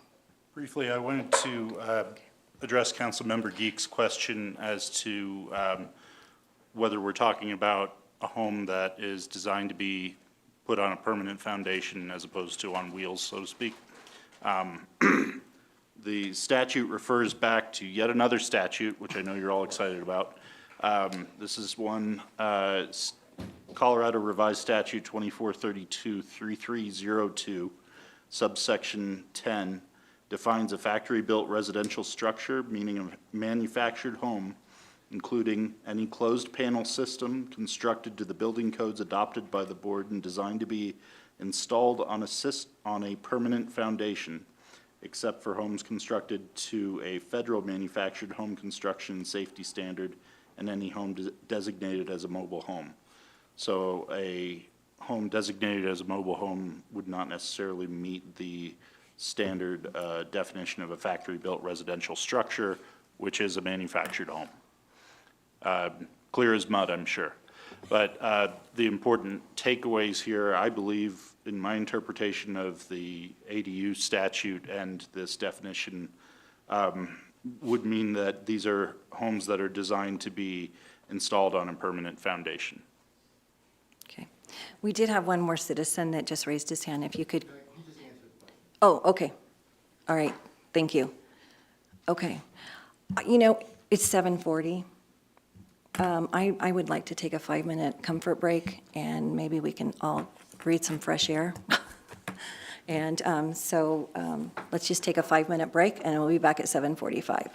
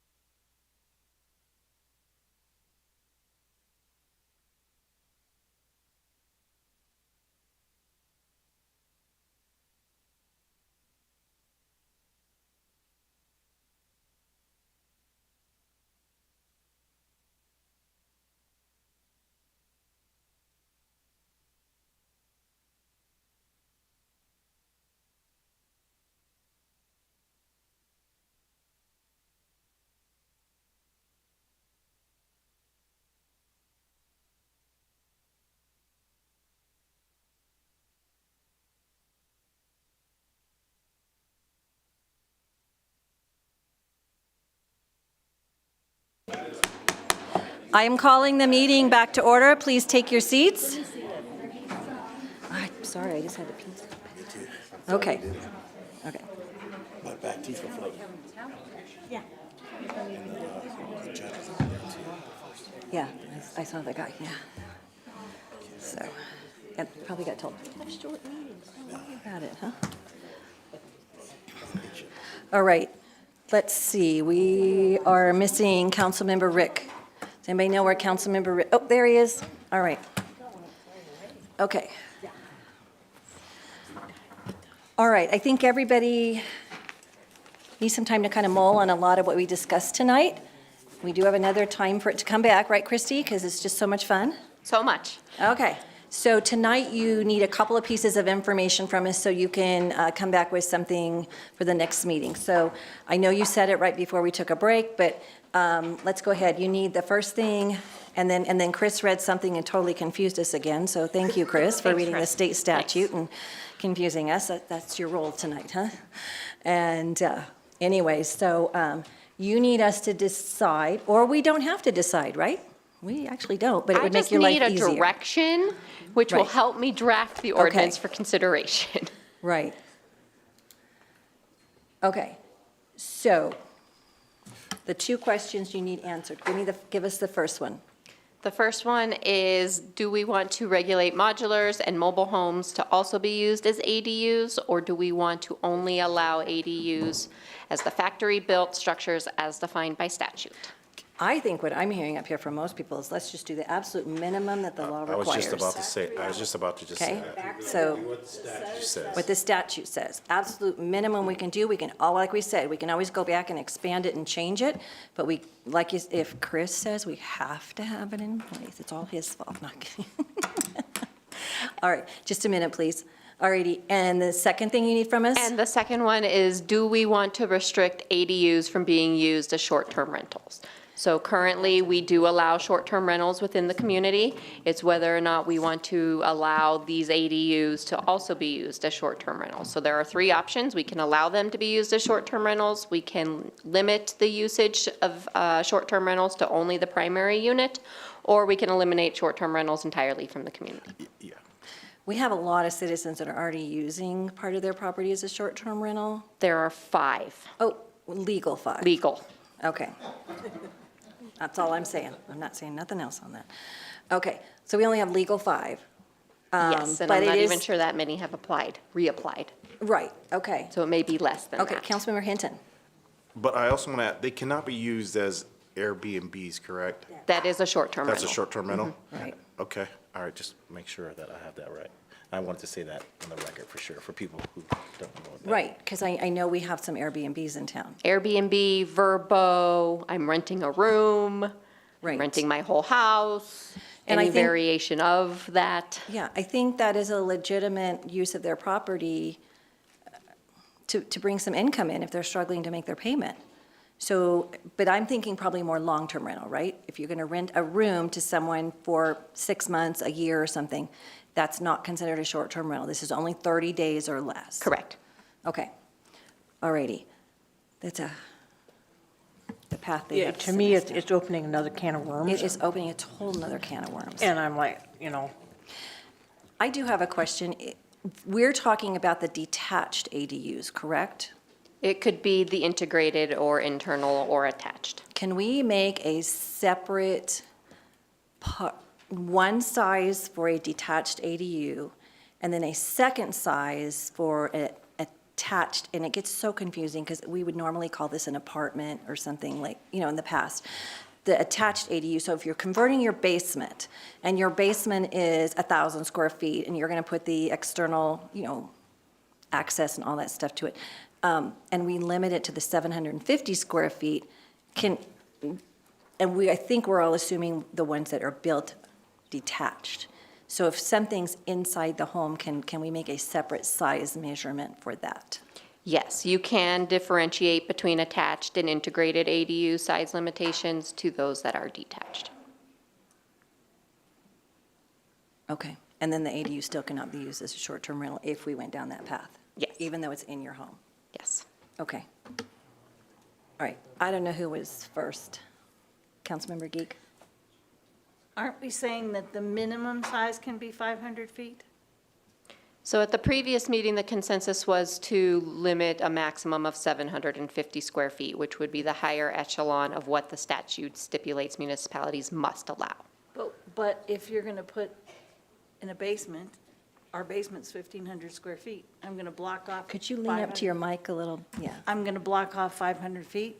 I mean, That's the question that Mayor Thompson just broached, was could we have two different size limitations, a maximum size for those that are attached to the primary unit or integrated, such as in the basement or above the garage if you built a second story, and have a separate size maximum for detached units. And if, yes, you can do that, it would be helpful to maybe give some guidance for what that upper echelon maximum would be. And Councilmember Rick, wasn't it? Go ahead. Councilmember Geek, if you have another question? Marcia, did you have a second question? I'll wait and see if somebody Okay. asks it. Councilmember Geek? Rick? Okay, whoever you are. name is, no, a different joke. What does the state statute say about ADUs and short-term rentals? It says it leaves it up to the municipalities. If you want to allow them as short-term rentals, you can. If you don't want to, you don't have to. Then I don't want to. I'm trying to make this as simple, short, and sweet as I can. If the state didn't allow it, I don't want to allow it. Councilmember Estes? I have a question on we said this the last time we talked about limiting the size to 750 square feet. And now we've opened the can of worms again. That was what we decided for a separate ADU. Detached. I'm sorry, if I have somebody that says I can only have 750, if I build the separate unit in the backyard or in the front yard, because it's allowed in the front yard, or I can attach it to my house and have it 1,500 square feet, guess which one I'm going with? That's a really good point, because I was not thinking in terms of building a new addition to the house, which is, this statute is for already existing property, or can they build an addition? They could build an addition. They could build a second story. They could build a story above the garage. They could add an addition to the front side or rear of the property. They could complete a basement. This is where you start to get into the rabbit holes of the various what-ifs. Okay, I'll come to you in a minute. Councilmember? So Joni, we haven't, I just want to be fair to our other Councilwoman Hertzberg, just if she has any comments on this. Oh, thank you. That she's. Yes, thank you. Thank you. I was starting to wonder if you guys could hear me, so thank you, Councilmember Hinton. I would agree, especially considering the fact that these can be in the front yard. I would be in support of the smaller limitation for the detached. And then I would be interested in additional information as far as regulations for the attached, because that can go in a lot of different directions, like we're talking about it now. But like what I'm hearing on the dais, I'd want to keep it as simple as possible, as close to what it's written as possible, with the only possible modification of allowing the stick built as in addition to the manufactured build. Thank you. Councilmember Duncan? I would just like for us to answer the question, do we want to restrict ADUs and see where that goes? Because. You mean short-term? You mean short-term rental? Yeah. Does city council want to restrict ADUs from being used as a short-term rental? And my answer is no. So. No, you don't. Detached or attached? Or I at do all? not. I guess the question is, regardless of how the ADU is constructed, Scott, don't look attached, at me. internal, or detached, do we want to allow them as a short-term rental? Say that again, because now I'm confused. I wasn't confused at first. So regardless of how the ADU is constructed, it can be in the basement, it can be a second story, it can be an addition, it can be detached. Do we want to allow the ADU to be used as a short-term rental?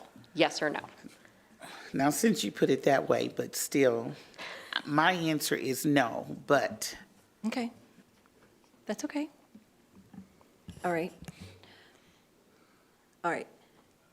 I got two questions up here, and then I got people in the audience. So let me take these two questions, and then we'll go No, out. I can see my time to the people in the audience. I'm good. Okay. So I just want to go back one question to, could we make this simple by saying no smaller than 500 feet and not to exceed half the size of the primary unit? That could make for some very significantly large ADUs on some larger homes. If What they're about if 5,000 we or 6,000 square feet, you could have a 3,000. Separate, it's 500 square feet, and if you're adding to the house, it can't be more than half the size of the primary house. It's still, if somebody's got a 5,000 square foot house, And you know, one thing I want to make sure that we're realistic about. Yeah. I don't want us to put anything in place that we can't enforce.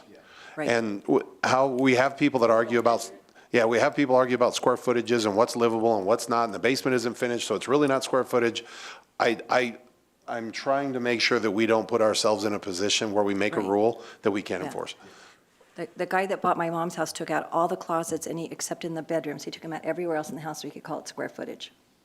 So people are very creative when they're adding square footage to a house. Okay, if you could. Okay, all right, Connie, come on down and add to the confusion, huh? Okay, Connie Weisenhunt. So I just would like to say to City Council, please take into consideration, as you all know, that Fountain is really, really growing. And so it's much more affordable.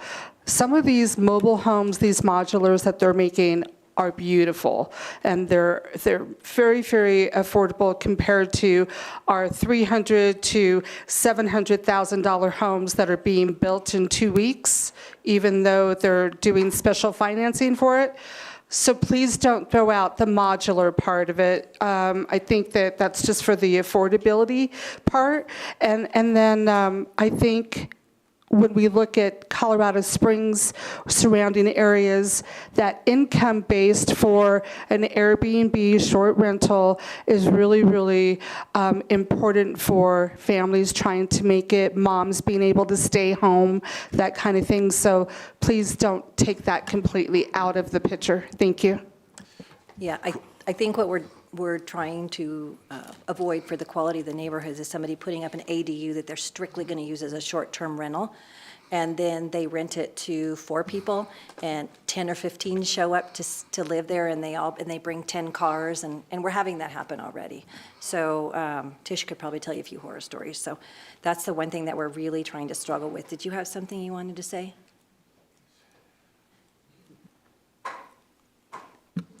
Steve Arce. So a couple of things. One, I cannot remember if the statute allows us to, because we're talking about the whole square footage thing and how we do this and how we put this on, if it will allow us to discriminate between, to have regulations that allow us to say you can have 1,500 square feet for an integrated space, which might be somebody's basement, 500 square feet for an attached ADU, and 500 square feet for an unattached ADU. Is that something that can be done?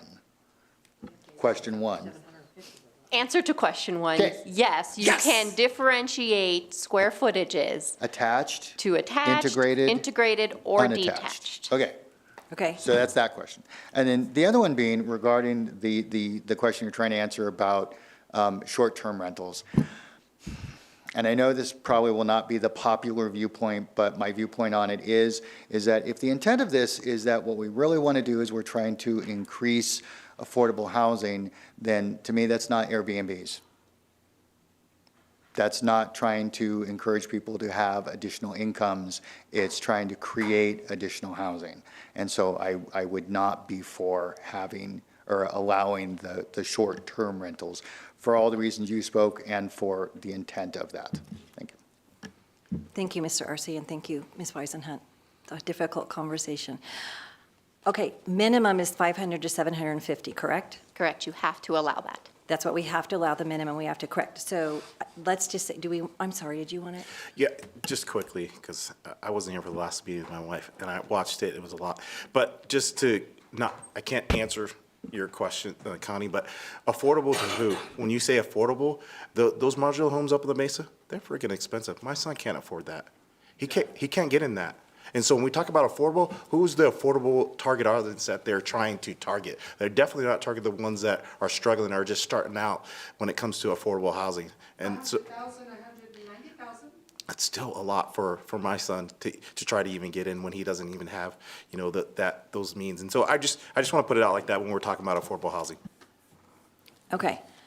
So do we want to go with 500 or 750? Christy, that's what you need, right? We said 750 at the last meeting, right? Correct. At the last meeting, the consensus was to have a maximum of 750 square feet. Okay, maximum 7, if everybody, and that is for everything? That's for everything. Detached, internal? Across the board. Attached, what, for right now? Okay, all right? Okay, we're there. Okay. The first question tonight that still was remaining was Can we get only that back allowing up? the factory built. I believe the Yes. consensus was only factory built per the statute. That Okay. means the last remaining one is, do we want to allow ADUs to be used as short-term rentals? Yes or no?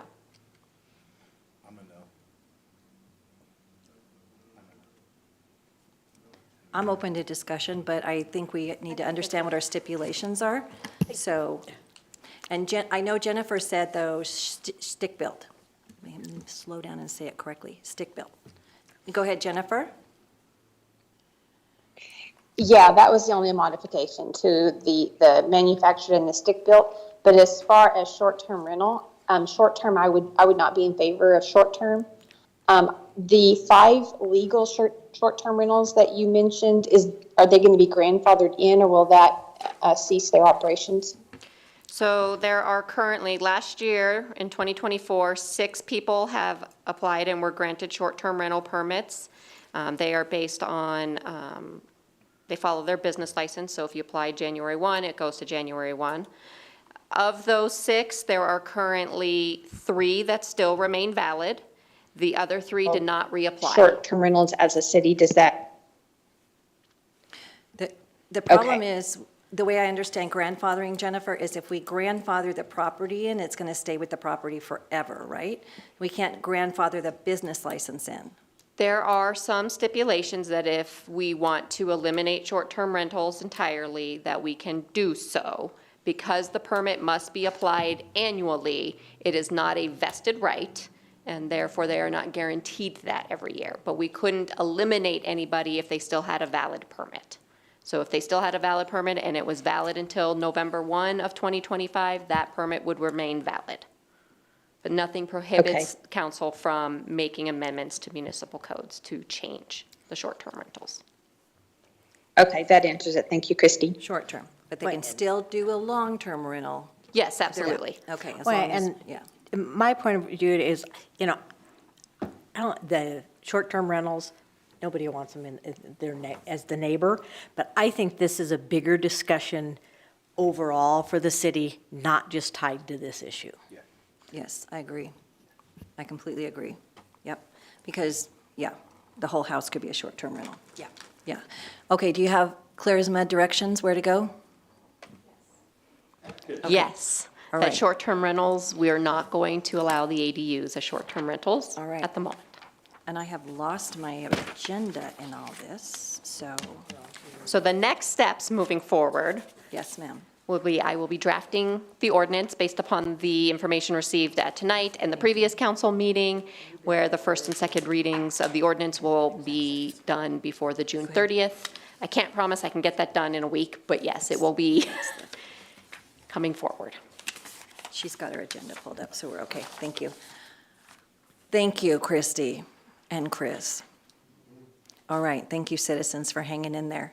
And if you're watching this meeting online, welcome to what we've been given. and how we're trying to understand it and do the best for the entire community. This is really messy government happening right now, and that's okay. And we are open to emails, phone calls. It's all on the city website. We'd love to hear from you. And because that's how government works, right? Like Mr. Rick said, didn't have a chance for input.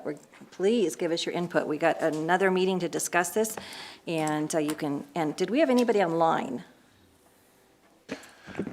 On the Teams stream, Madam Mayor, no, we do not. All we have is Councilmember Hersberg. Okay, I just want to make sure nobody was writing any comments in there that we needed to get in the record. So are you guys ready to move on to the next item? Yep. Yes. Okay. New business. There is none. City council agenda requests. Anybody have any agenda requests? I think I sort of heard one from you that when we get through this ADU mess, to have a community conversation on just short-term rentals, but Yeah, I can add it to a future. not like. Future. Future. Future. Okay. All righty. Councilmember Rick? Yes, Madam Mayor. After conferring with the city attorney and the city clerk, I would request to add an item to our executive session tonight to pursuant to CRS Section 24-6-4024B for the purpose of receiving legal advice from the attorney regarding the conversation that was had during public to be heard. I want to make sure we as a council understand what we can and cannot do regarding that situation, and I would like to receive some legal advice. However, that is subject to approval by the majority of the council, and if you'd rather not do it tonight, I understand. Okay, we have a request from a councilman to add something to the executive session. I'm going to look at our clerk and our attorney and make sure that that was read into the record correctly. Is that the correct way to request it? Yes, it is. Okay, and we have to have the majority of the council agree on that. Would Councilmember Hersberg give her opinion since we don't allow? You'll have to have a motion and a vote, two-thirds. I understand that, but we're going to, Perfect. you don't want us to even discuss it or just vote? You just have to have a motion to add it to the agenda and then vote. I mean, you could Well, that was obviously his take a poll first. That was a motion, I believe, and a Perfect. second. Does I anybody did want not to? have a second. I am sorry? I did not have a second, or I Oh, didn't. no, I know that. I know. Okay. Does anybody want to second his? Apologize. I will second that motion. Okay, Councilmember Geek?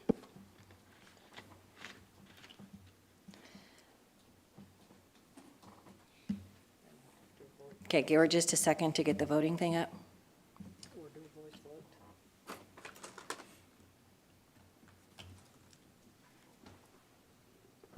Point of order, Madam Mayor. Yes.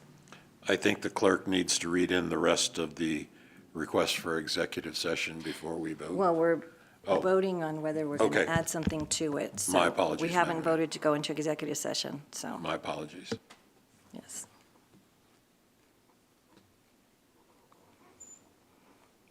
If you really want to get into points of order, this is an agenda request for a future meeting, and so but I'm not going to go down that road that much. Okay. Mayor, I'm going to take a verbal vote. Okay? Mayor Thompson, how do you vote? No. Mayor Pro Tem Rick, how do you vote? Yes. Councilmember Hinton, how do you vote? Yes. Councilmember Geek, how do you vote? Yes. Councilmember Estes, how do you vote? Yes. Councilmember Duncan, how do you vote? Yes. Councilmember Hersberg, how do you vote? Yes. I have 6 yes, 1 no. Mayor Thompson voting no, motion carried. All right. Thank you very much. All right. Now we go to announcement of an executive session, and please be sure that you amend that to include this. Will do.